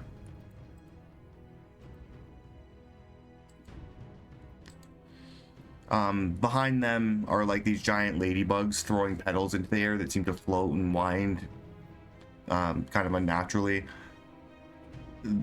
Alongside them are like these fairly large hornets wearing like helmets with little spears along with their stingers. Welcome to my humble home. It is always wonderful to see you. Oh, well, it has been a terribly, terribly long time since we have seen each other, and we're in dire need of catching up. Very much so. Been a long few weeks. We can definitely sympathize. with the woes of Alpine Grove and how many leaders you've lost in the past couple of years. Well, my plans are to hang around for quite some time. As you've no doubt heard, I have as equal or better, in my opinion, better claim to the throne than those squirrels do. I would not ask you to just give me fealty for the sake of it, though. I know your exports, your nectars, your aromatic. I know they're among the highest taxed products in the entire kingdom. I know you want that money for yourselves, and I want to give it to you because our tariffs fuel nothing but the church, and we are doing away with financing that ourselves.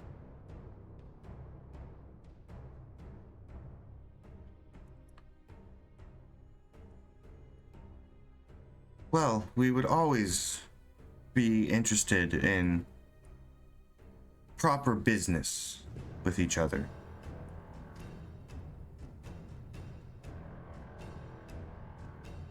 What can be done to ensure non-aggression?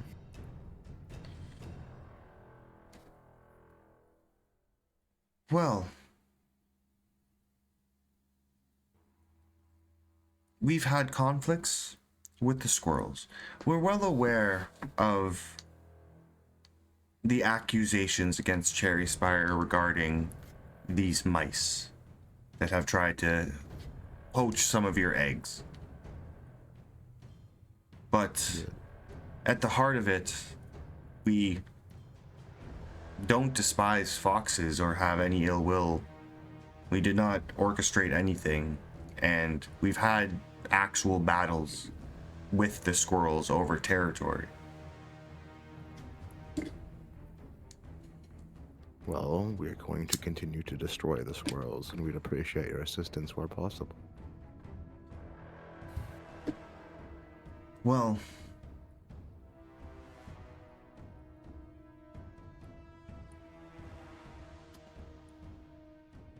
as you know, we have the Flower Crown Coliseum, which we host weekly events in. If we assist you in this war and you come out successful, we would like Timothy to live in Cherry Spire and be a weekly spectacle. Hey, Timothy, would you like free lodging and women and booze for the rest of your life?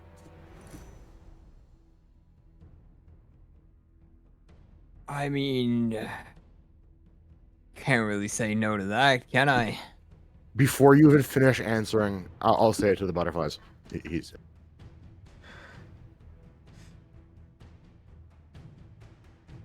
Well, that is amazing news.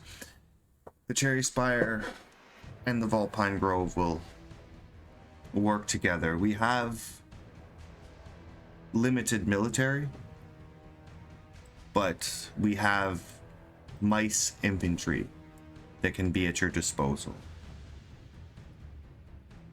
mice infantry, and your ability to see above things easily is to be feared, and will be very powerful against our squirrel foes.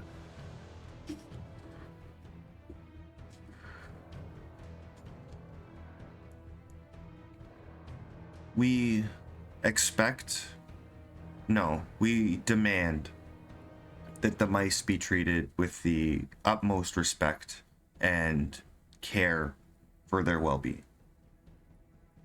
All my subjects are equal in my eye. They will be treated with respect and dignity. They will be treated as equal to their fox parts.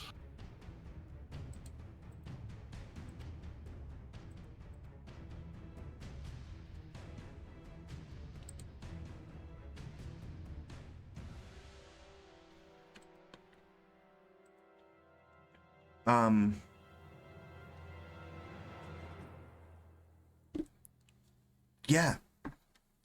They're gonna nod in agreement, and first they're gonna bestow you the regular gift they're going to give you anyway for Sass's passing, which is a large bottle of cherry blossom honey, which gets you pretty drunk pretty quick. Heck yeah.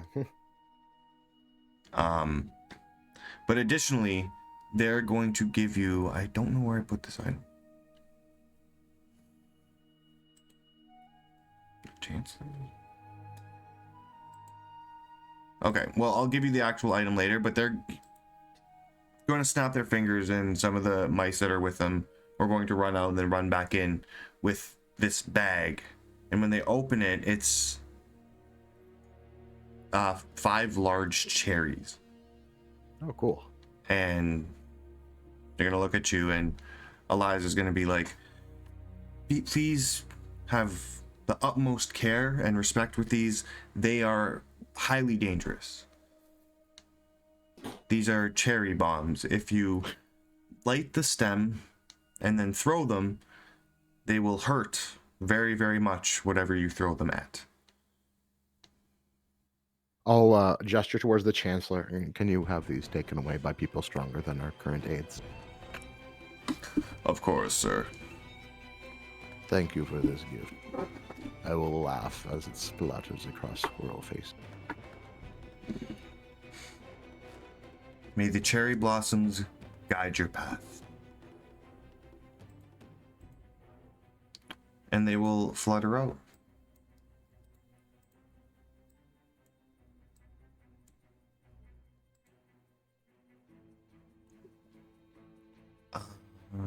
The next one up was the owls.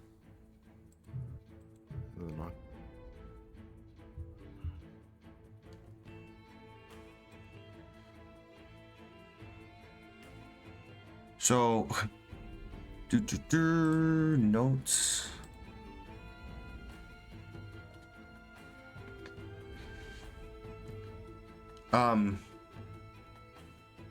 Lord Vesper Nocturne and Lady Sable Nocturne, the Lord and Lady of Shadowfen, do not show up. Instead, walks in their eldest son, Lord Vesper Nocturne II. He walks in along some rough-looking raccoons. They don't look like, they're not dressed like the same bandits that you saw before, but they are raccoons. He walks in and bows. Greetings, new lord and commander. Greetings, young lord. Welcome to my home. It's quite a thing if the stories they're telling are true, what the Vulpine Grove has done. And what? The battle, exposing the great tree, etc. We dealt with a falsity and the vile invaders on our coast. We wish to solicit. We know that in the past that the Shadow and Vulpine Grove have not always been on the greatest terms, but as part of a non-aggression pact, I would like to propose a few benefits for you. First and foremost, the Shadowfen, unfortunately, due to primarily the propaganda of the church, is known as unscrupulous or deceitful. We would like to, 1, remove any legal restrictions on these activities that the church may have imposed, and 2, dedicate some budget to tourism to your area if you wish. If you do not wish that, we will not do so. Want to force attention on you more. Indicated it's available. Beyond that, we wish to remove all tariffs for your exports, such as skunk musk and your nocturnal herbs. Because of that, because of the fierce regulation and tariffs, we believe that you have been held back by the squirrels, and we do not view this as fair to you.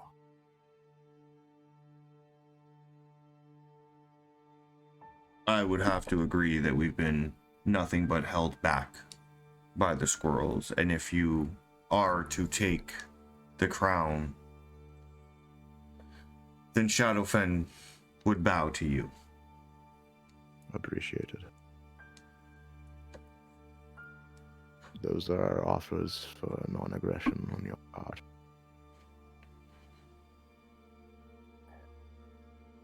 We would never fight for the squirrels. And Thank you. any aggression coming from the residents of Shadowfen is not a reflection of the Nocturne family. Agreed. We do have one last favor, as we know that it is unlikely for you to join the war directly. Could we establish a recruitment center in your territory? Roll my persuasion check. To be clear, you would be compensated for the land and our presence. That's perception. See what you get. 19. I could allow that to happen. I would have to run it by my father, but Obviously. We appreciate you coming here, and we appreciate taking the time to discuss this with me. yes. Myself and my father, the Nocturne family, send our deepest regards for Sassafras's passing. Please accept this gift as they wheel it in, and it is just like this huge crate of eagle feed. This was Whoa. I must respect your pragmatism. You're a man after my own heart. specially crafted from the finest nocturnal grains and will help your eagles grow probably twice as strong as they do now. Thank you very much for this.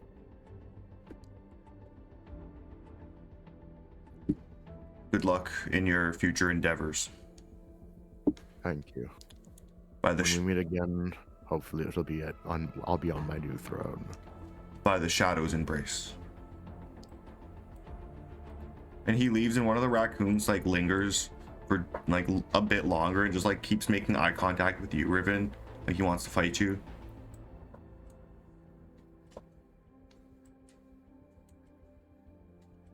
Sorry, Mike muted. Wants to fight me? Yeah, he was just like mean mugging you the whole time. Oh, well, he like still has his glances on Naomi, but he looks back at the raccoon and then he notices it and he like, now he's looking back at the raccoon. He's like shrug his shoulders at him or buck his shoulders actually. Like, what? He's like, is there a problem? He just kind of like looks at you up and down and just like turns and follows Vesper the second. Understood. Well, if there's a problem, please let me know. Yeah, the two scrawny like fox helpers are like they go over to the crate and they're like, what do we do with this?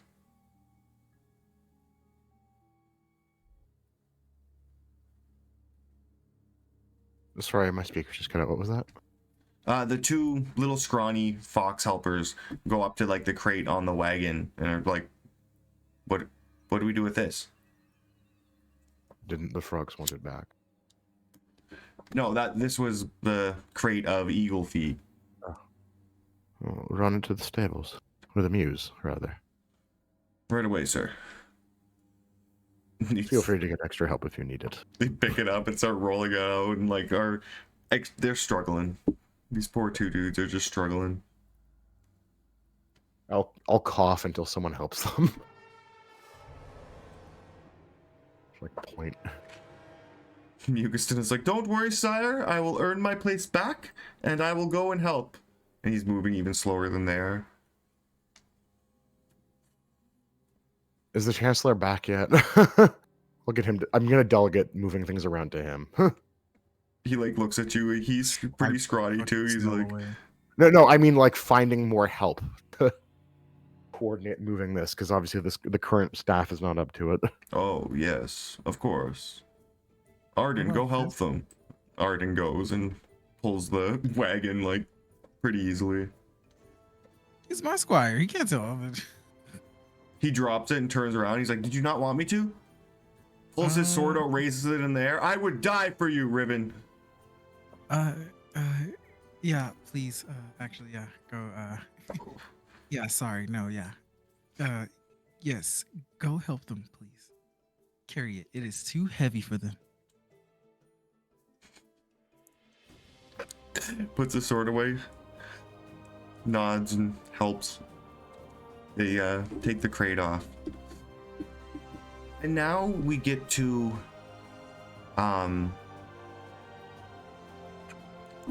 we'll do the rabbits first. For the two more covert. What's the name of the squirrel area again? Squirrel Reach.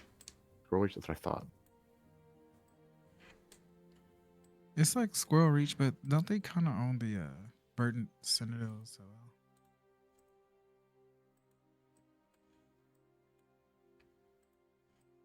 I think they're heavily involved with the Verdant Cathedral. I don't know if they the own it. Burton Cathedral. I mean, but like It's run by they- squirrels. they have a heavy squirrel presence there. Like it feels Yeah. like they own it. It's going to be an Yeah. awesome battle when we take it.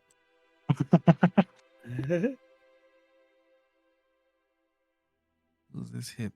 hop Welcome to hippie- my hippie home, hopping? my rabbit friends. I'm honored you were able to join me. He bows. My liege. It has been tough times for rabbit kind. And King Cotton Ball sends only his warmest and deepest condolences. Well, tell King Cotton Ball that I'd like his allegiance to help me get on the throne, and he can run Squirrel Reach when I'm done. You see him look kind of confused. My loyalty is unwavering to the Rabbit King Cotton Ball. I know. I'm suggesting you get your own state out of this. King Cotton Ball didn't own a state. He owned Varihara. And he doesn't now. And he doesn't have the rights to the throne that I do. If you'd prefer, you can remain as slaves, or you can enter the future with us. Ooh, you sound like your mama. I've come here in the name of the true king, who was put on the throne by democracy before the squirrel took it by force. Your royal line means nothing and is arbitrary. Everything is arbitrary. I respect your bravery, though. And rabbit kind is not slaves. We can live underground, we can thrive underground, and we are the only ones who understand how to harvest and use bark steel.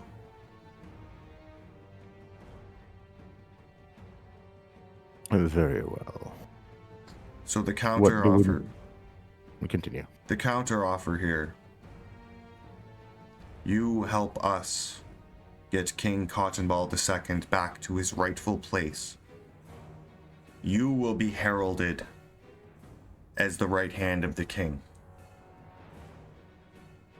Riches, noble titles, a life you can't even imagine.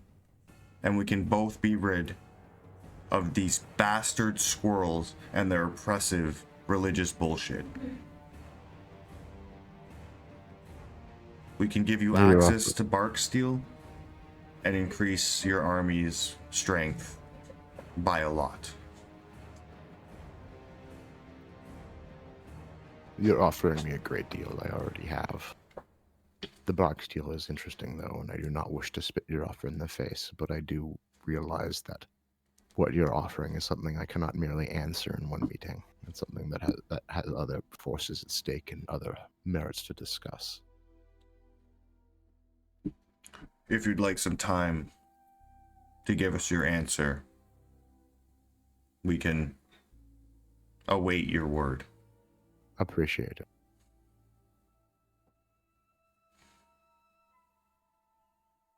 Yeah, so I'm gonna need to get back to you guys. I've made commitments as a monarch. So Yeah, it's a big offer. Definitely might need a little discussion there. But Does he the- walk away yet? yeah, Harold Fuzzy acknowledges it. He Bramblethorn Valley. Because if he walks away, I'll whisper to Klein. It's like, sir, if you want to, could get that information. I can make our own version of the still bark. please do. I'll get started on Oh. it as soon as I can. I'll creep over and lean in, and I'll be like, he pretty much gave away how they're getting it. So they get it from the underground. I whispered that. You can't hear it. I'm an assassin. I'm a trained whisperer. Oh, I thought you were just talking as because he's like, oh, I waited for him to leave. My bad. Elisander hears everything. No. What? Did you say something, Sonny? I look at him. No, you old fart. Oh, I thought you were getting me some tea. He's so sassy. My tea, and he's gonna stumble off. And they'll just wave at him. No, sir, Mr. Sir. Mr. Alexander, sir. Oh, I'm hearing stuff again, you know. Would you like some company? I'll just walk over there to keep him some company. Oh, I was telling Fezzik here my how I survived in the wild. Oh, okay, great. I see that you're occupied. Okay. I'll just stay here. Worf whispers under his breath, minding my business.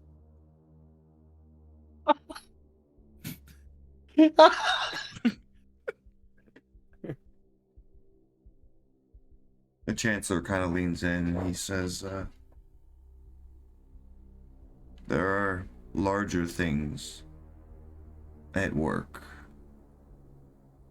Recreating bark steel is a near impossibility. It's a limited it's a limited resource.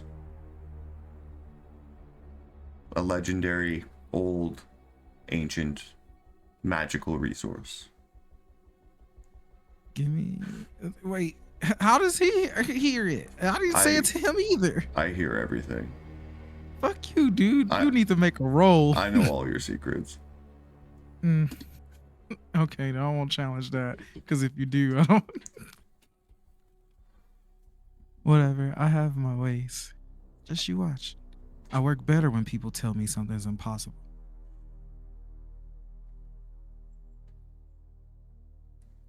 I don't know. I've been here over an hour, Wind Whisper, and you haven't said hello to me. You were just as old as I was when I left here. Come over here, and he gives him goes over and sees him. They still got you parading around in here? Yes, my allegiance is still with the Grove. Yeah, for the Grove for life, then, huh? Yes. I was being exiled for 25 years.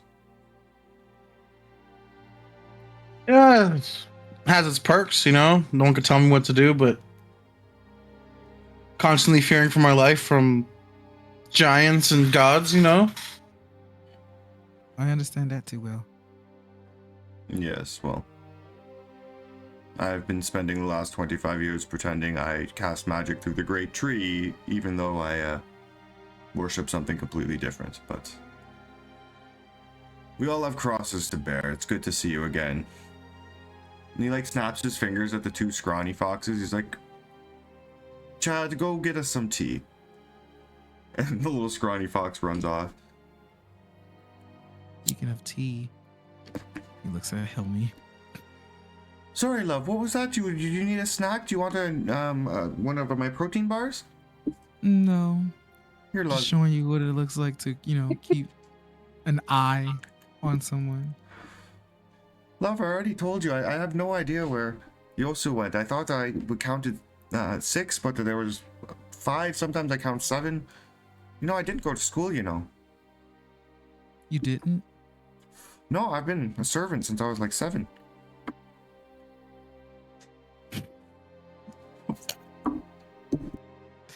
He just like looks aggravated as fuck.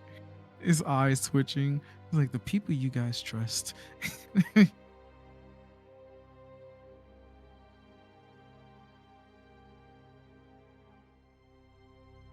You're a bad babysitter.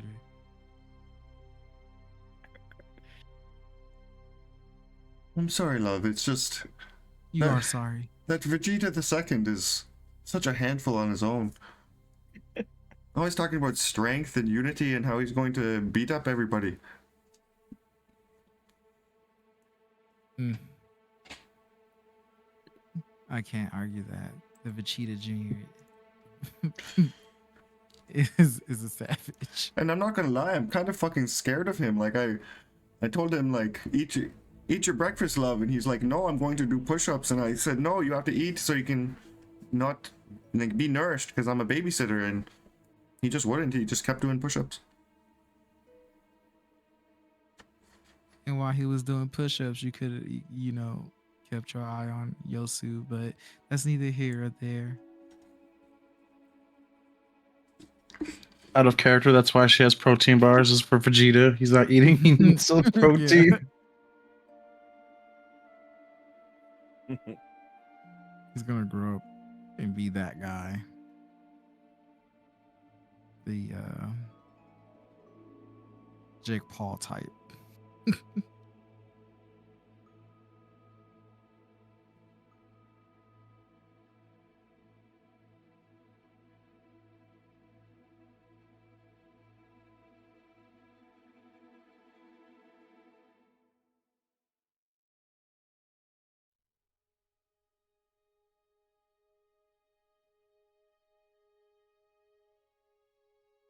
Elmi, do you even recall the last time you seen Yosu?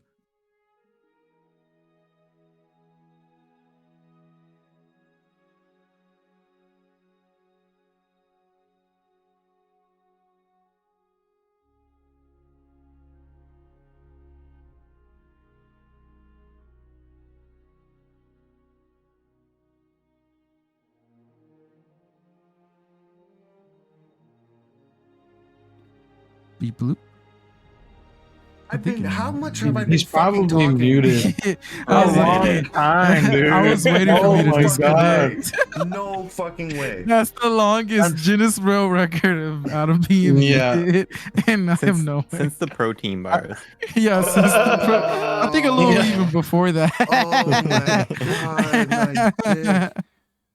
Yeah. I thought you were just preparing stuff and then I like know, just I checking was over like- everything. I didn't want to. I was like, Yeah, oh, he's not gonna give I us this just- information. I had just flipped over to your stream and I was like, oh yeah, he's talking.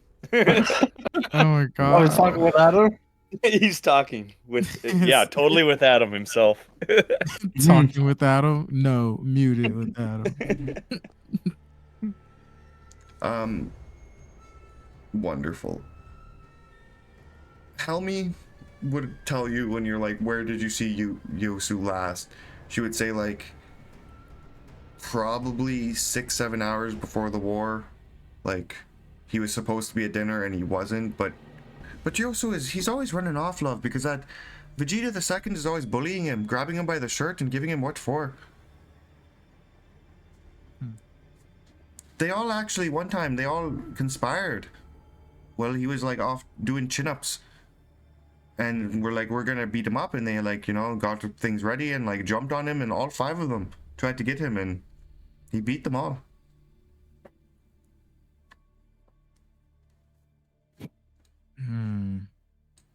If you're wondering what happened to Yosu, I'm assuming that Vegeta the Second killed him.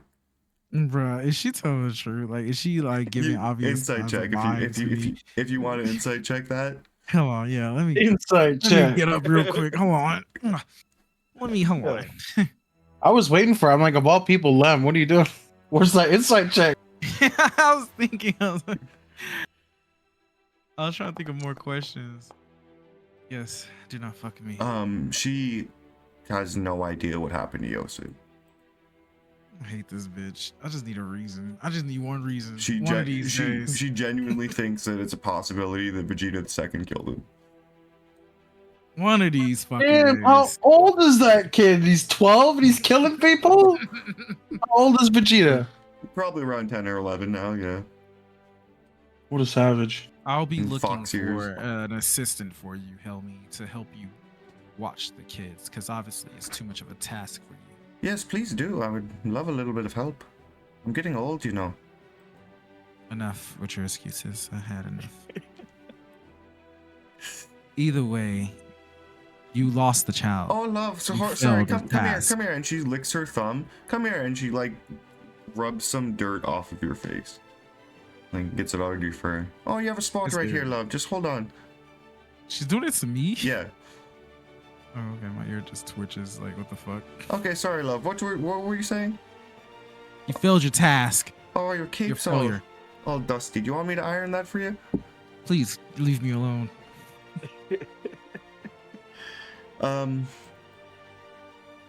Yeah.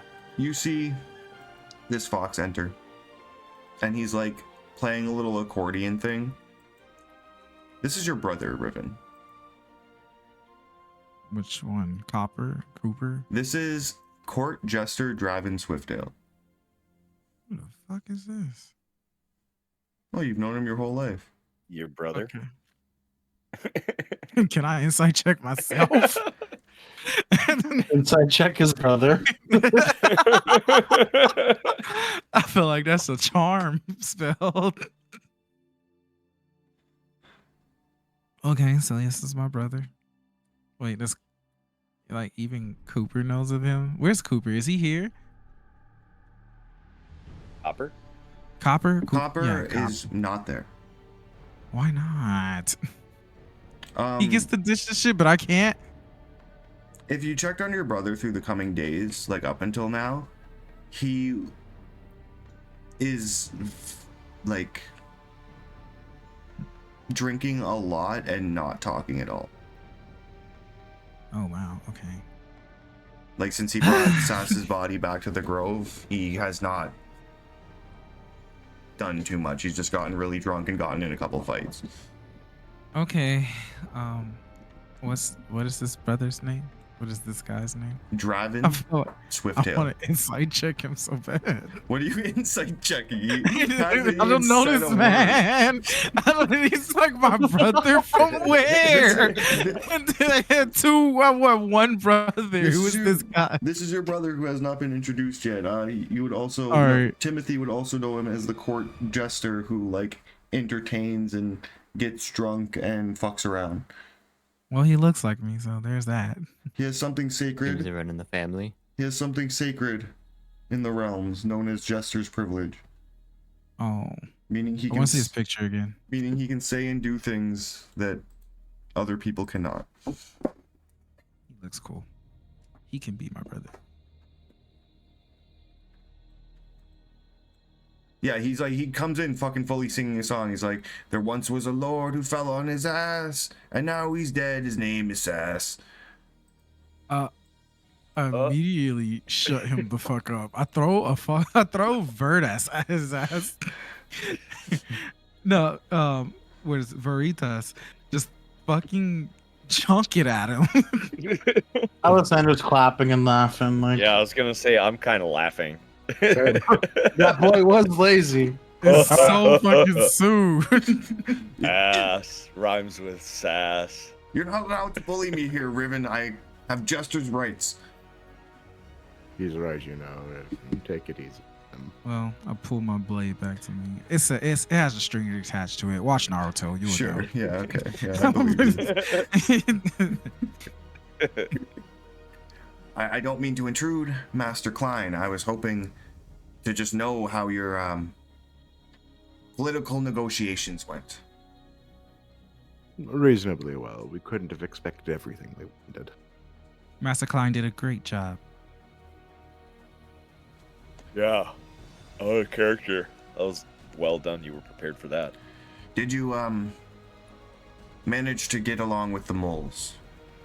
Of course, the moles are close to us.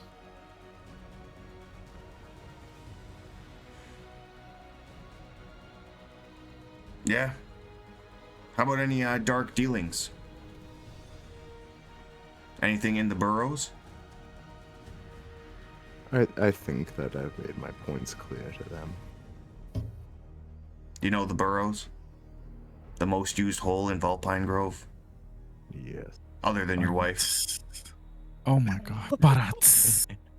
Yo. Oh. Brian will just like bark out a laugh and then stop because he thinks his wife might be in there. Isn't it Barat? What would I do without you? Probably my wife even less.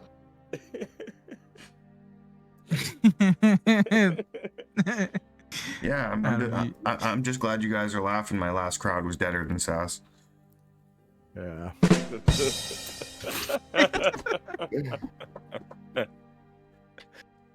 But on the other hand, were they drunker? Because that would be impressive. What was that laugh?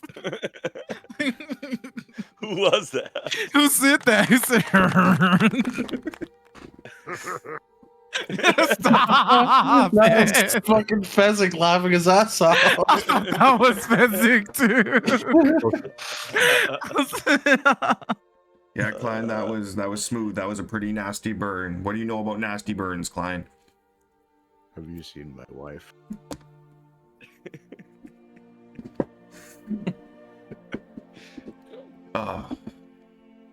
Riven's not used to his jester brothers, even though he's known him forever. He just doesn't like jester jokes. I feel like you would bully him. Yeah, I feel like you tried your hardest growing up to stop him from being a jester. Yeah, I would definitely have tried to stop him. Jester, I hate this guy. It's a love-hate relationship. He like wanders over, telling a couple more jokes, like drinking from a flask, hands it over to Timothy. Whoa there, Jester. You sure that brew's strong enough for Timothy?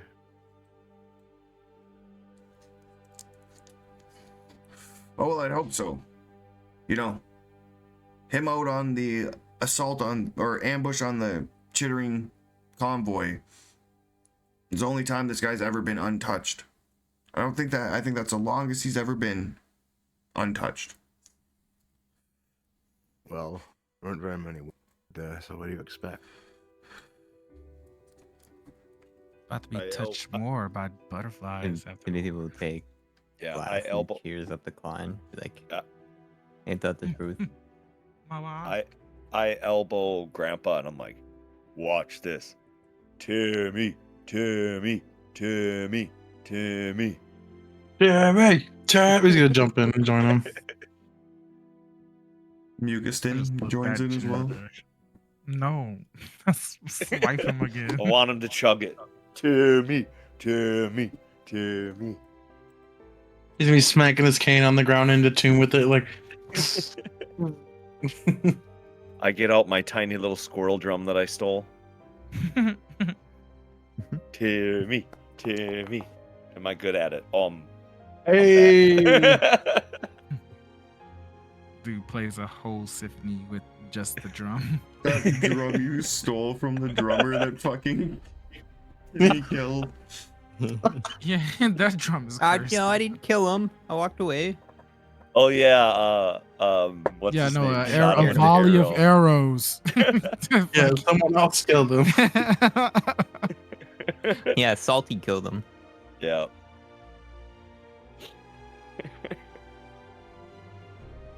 Which is just crazy.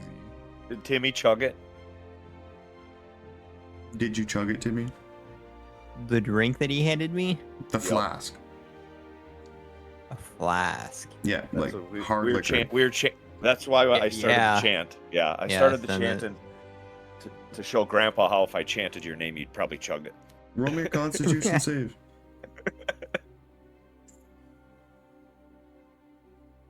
Do I have anything to help with those? Are you cool? So, but Just Ooh. falls the fuck over. Oh That's damn! not look at bad. that. You get it What down. the fuck? You know, you pause a little bit, but you definitely finish it off. You're drunk, but Who is this man? Yeah, Timmy. oh my god. Jimmy!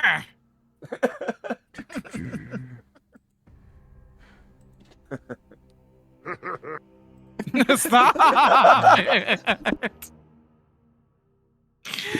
That's Joda. Is that like a soundboard or is that you? That's a soundboard. It fucking sounds like pissing. Stop. God. The worst addition to Discord of all time was the soundboards.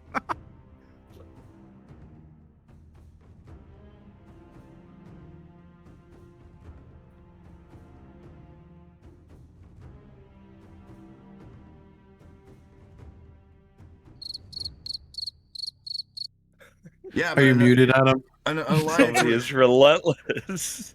an alliance with the moles, I trust that as much as I trust a drink from Riven. Mm. Wait, what? Oh, fuck you.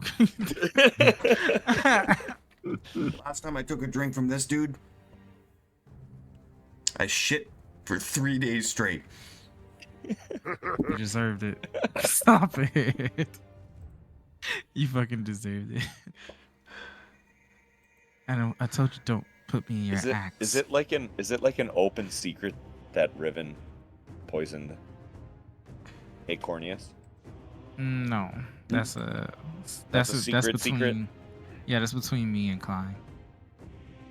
And help me up, cause she just gave the mill out, or she lives back, she lives back there.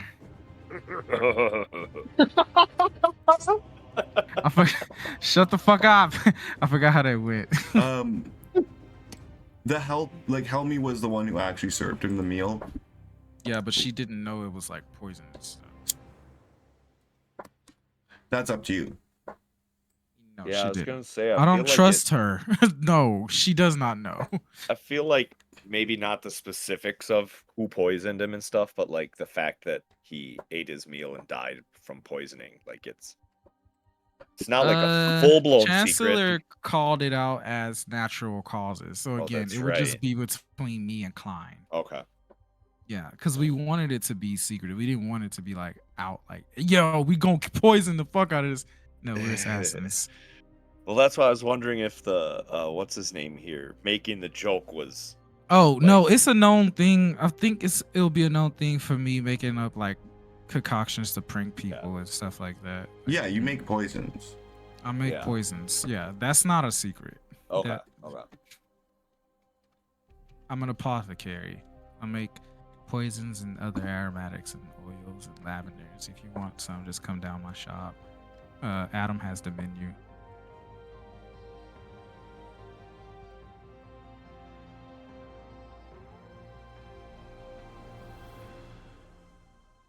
You know, I just realized I've been firsthand witness to so many deaths. I literally killed Sass. You killed children. I killed children. He didn't witness those though. He was under mind control. It doesn't count. Yeah, but then his hands, it counts. I woke up, or I like snapped back to Pontifex dying. But like I like leaned over and knelt down on your Alara's body, Sass's body, Pontifex's body. Yeah, that's true, actually. And you killing children is something I don't think any of us would have known. I think that's Yeah. like a memory you've had. Yeah, yeah. I guess I don't know if I've probably shared that. I guess I'm now aware of it. Yeah, you haven't. I would have put it in Yeah. my notes if you did. Yeah, yeah.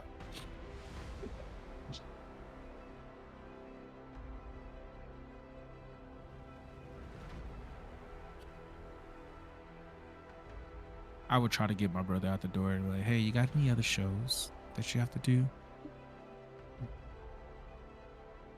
Oh, I'm sure you got lots of very legal and above table things you got to do, right, Riven? Mm-hmm. Actually, that is true. I will take my leave because I was just Get a job. I have a job, Ribbon. Get a real job. Dad would be proud of me, okay? He always believed in my No one would gesturing. be proud of you. Yeah, he would be proud of you, actually. You both are fools. Wow, you're gonna talk about like Dad like that?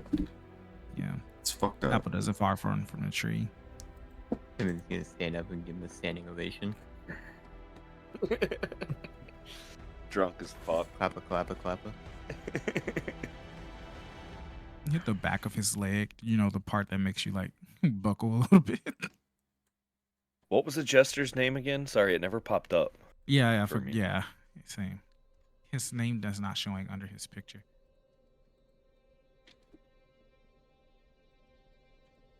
Thank you. Adam.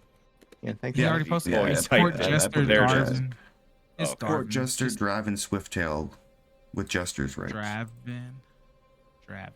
I'm just gonna call him Draven because he's my brother. Raven. Draven, Draven. Tomato, tomato.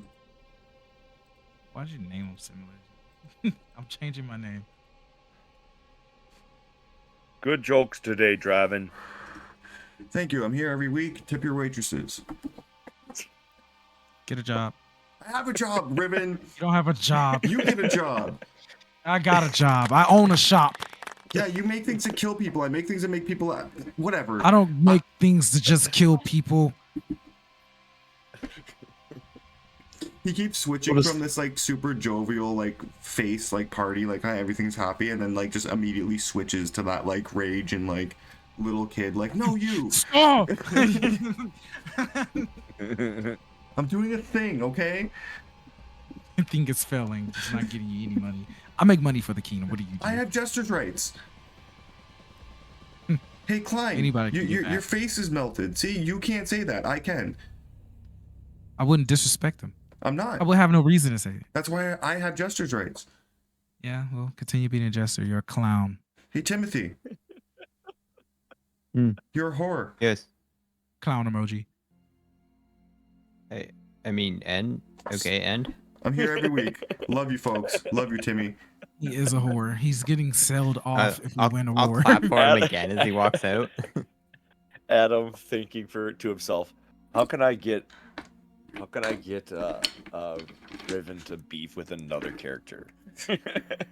I'm beefing. Let me bring his Riven is brother not in. trusted like a lot of things. So there's a lot of characters I don't trust. And before the court jester leaves, he's gonna come up to you, Klein. He's gonna like wave a couple like handkerchiefs around and then like make a flower appear and then go to hand it to you.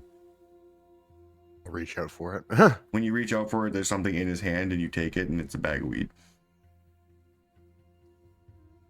Along with the flower. I'm so glad we're still friends. Thank you. Thank you. Every week. Goodbye. Wish I had more clown friends that don't have jobs. He's a drug dealer, bro. I can get you that. I'm an apothecary. I can give you better drugs. I pick weed for a living. Hey, Grandpa. You probably got it from me. Hey, Grandpa. I think I like the frogs the best. Who was your favorite? Like their axe. I like the butterflies. Yeah, the butterflies are pretty. That nocturne fellow, the parents not showing up was kind of Can I examine the weed? Little I don't know if it's strange. like shitty weed. You take that rabble outside, you two. Get. Are you talking to Should them with the it's- weed? Yeah, I want to see if this is shitty Grandpa ass doesn't weed. like weed. I thought for sure Grandpa was gonna be. Oh, Yeah, I thought I smoke weed. You shouldn't be smoking weed in the Great Hall Oh, in front okay. of the king. Let's go outside. No, You can roll me a survival medicine perception, whatever the fuck you want, for seeing how Definitely. good this weed is. This weed trash. oh, he busts out the microscope.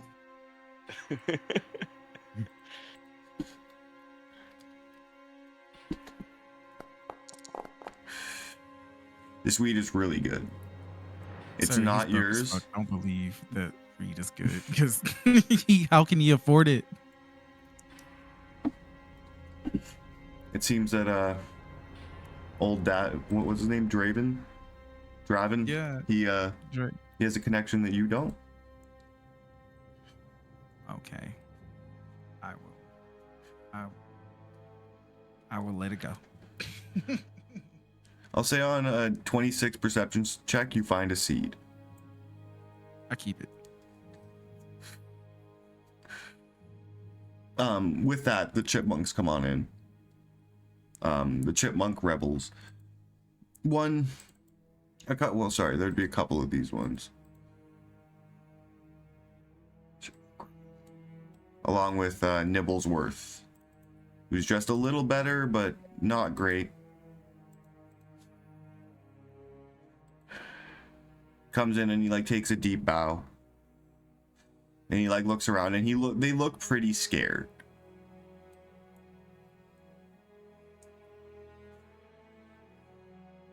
The great Klein of the Vulpine Grove. I am Sir Nibblesworth. Welcome to my home. I would like to help you with our mutual enemy. In return, I would like to be recognized as your king. I will give you the squirrel's lands as your own. What's the catch? Well, we need you to recognize me as king for once, which is not always the most popular move in squirrel territory. And two, I expect you to actually help me overthrow these hordes.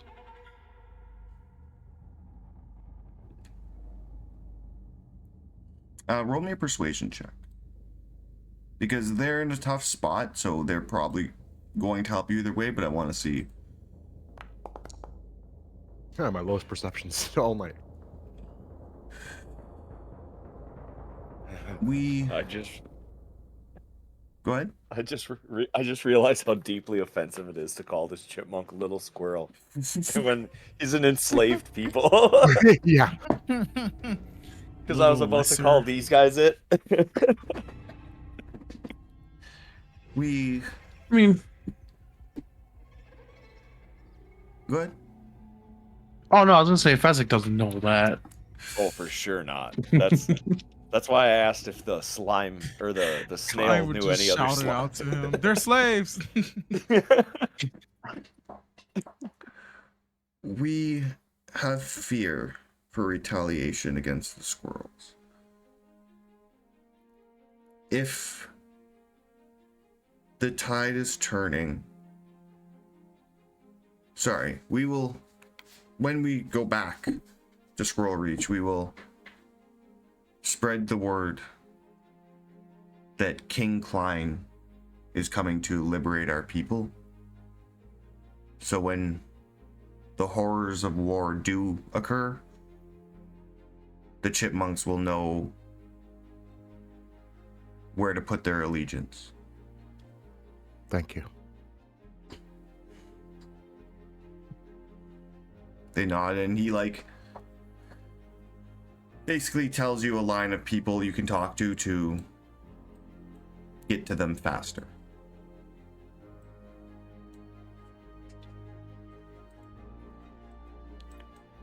Goodbye, little squirrels. And they all turn around and look like wide-eyed, like, oh. Oh dear. I think they probably realize I'm a big drunk dummy, but maybe not. Okay. One question. The marble slab of stone that the people from Vol's Landing gave you, what did you want to get your artisans to carve that into? I would actually have it turned into a memorial for my mother and brother. Sort of a statue of them together. Your mom will be happy. I fucks with it. I fox with it. I fox Ah, with it. what a funny joke! Oh shit! Raid out end stream.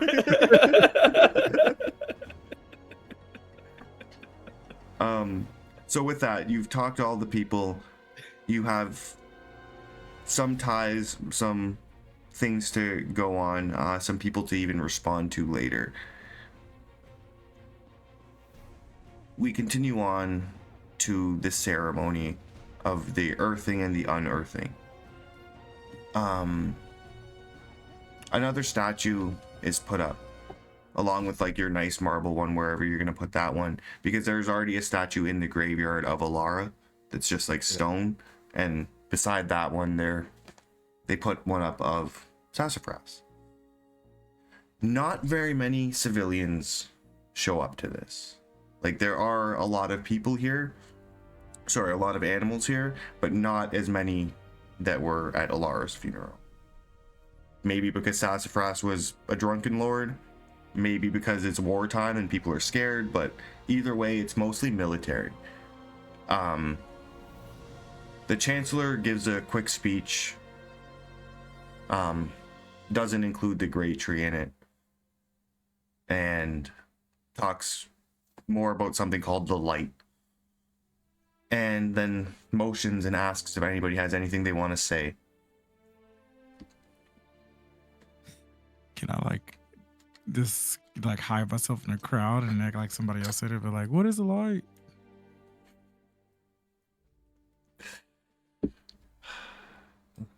The light is a metaphor for whatever you choose to worship. And if you choose to share what you worship with other people, that's fine, but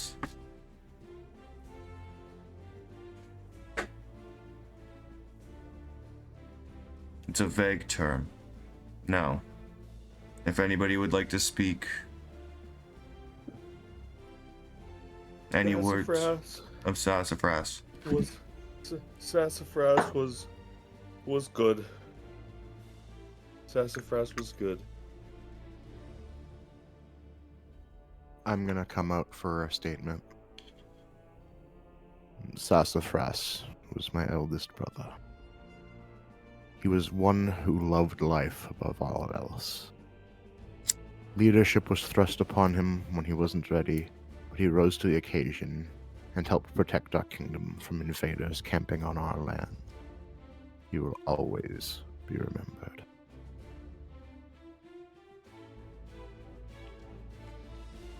Sir Mucuston slides his ass forward and looks down and is like, the late Lord Sassafras was the only animal that was ever kind to me. And then just goes back.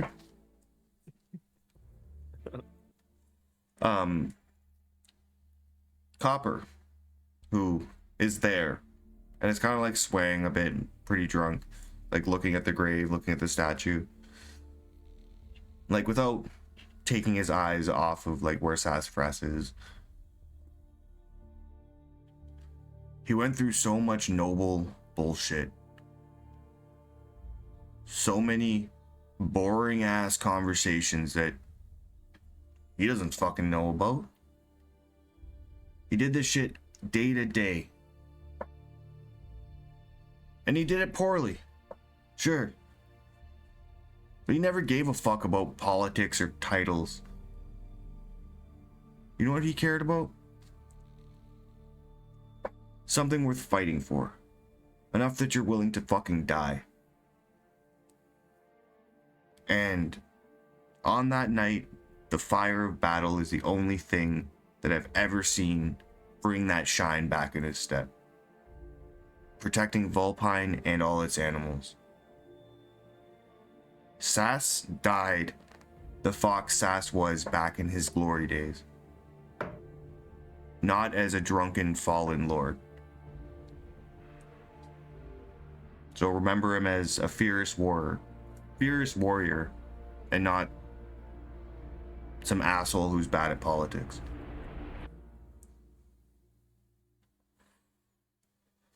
And now let me tell you about my ex, okay? So right when he pushes him off the stage. I'm gonna grab an egg and have a commendation sent to his house for his speech.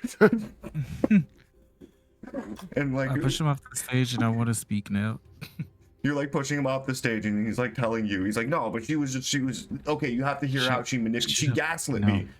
No. Okay, This is okay, not the okay, time. fine. Yeah, yeah. Like, I'll help carry him off stage. It's like, relax. She didn't give birth to a bunch of dolls, did she?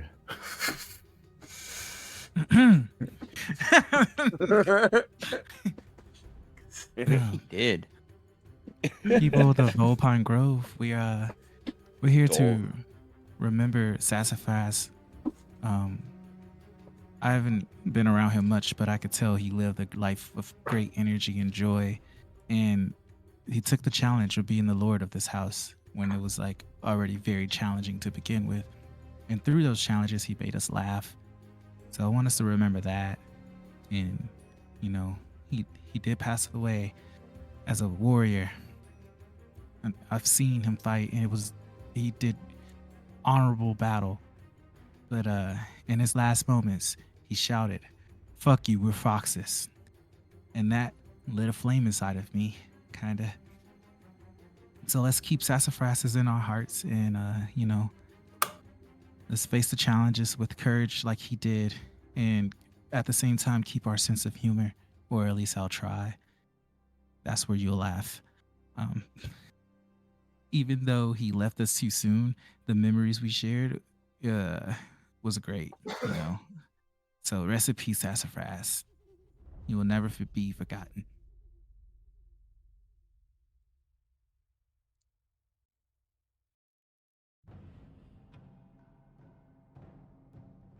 Yeah, the people are mournful. The whole military branch, the Eagle Guards, Boris Talon.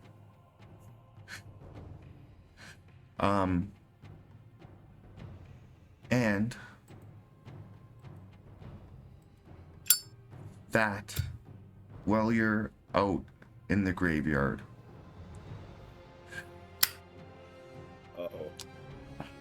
is when A volley of arrows. A volley of arrows. Fuck.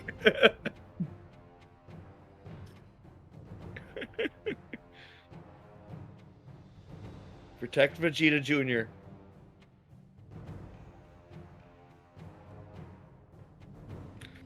He's still missing, bro. What do you mean? No, but you're not missing. It's Yosu is Yosu. missing. Oh yeah, my bad. Quote unquote missing. That child is dead. I need everybody to roll me a perception check. Fuck. Okay. I am not perceptive. That was a scam. I think it was Klein. It was on the 20, and then it went to the. I rolled a 4. Oh. Your role had What to is- get out of the What way. what does this do? What does this thing do? I don't know. Let me do it.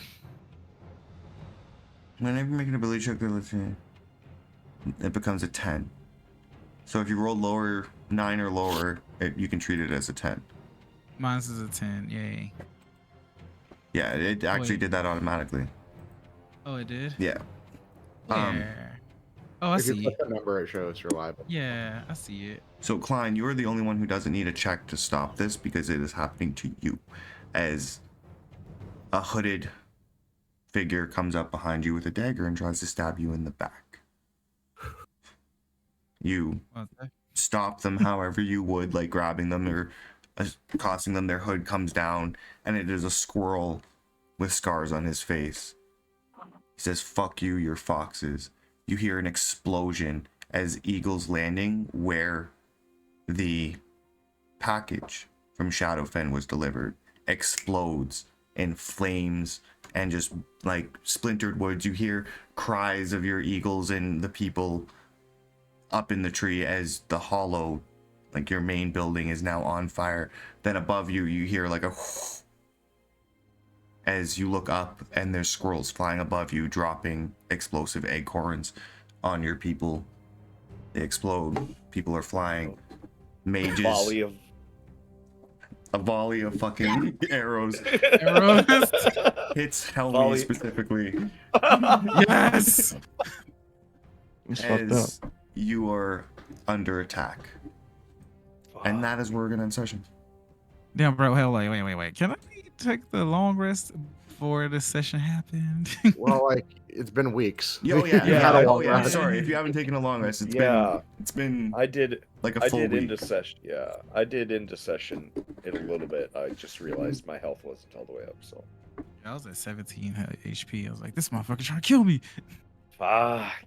Like it's probably been about 4 or 5 days because again, all of this was rushed because you know you're at war. Yeah. So how long ago did Alara die?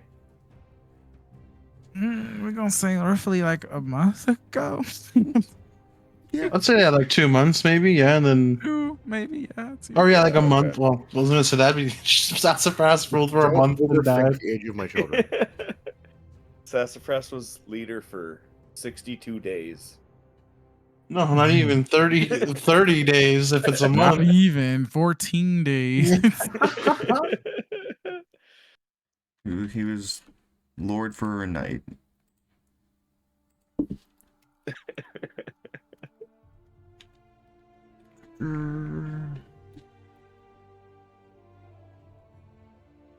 I killed that squirrel, by the way.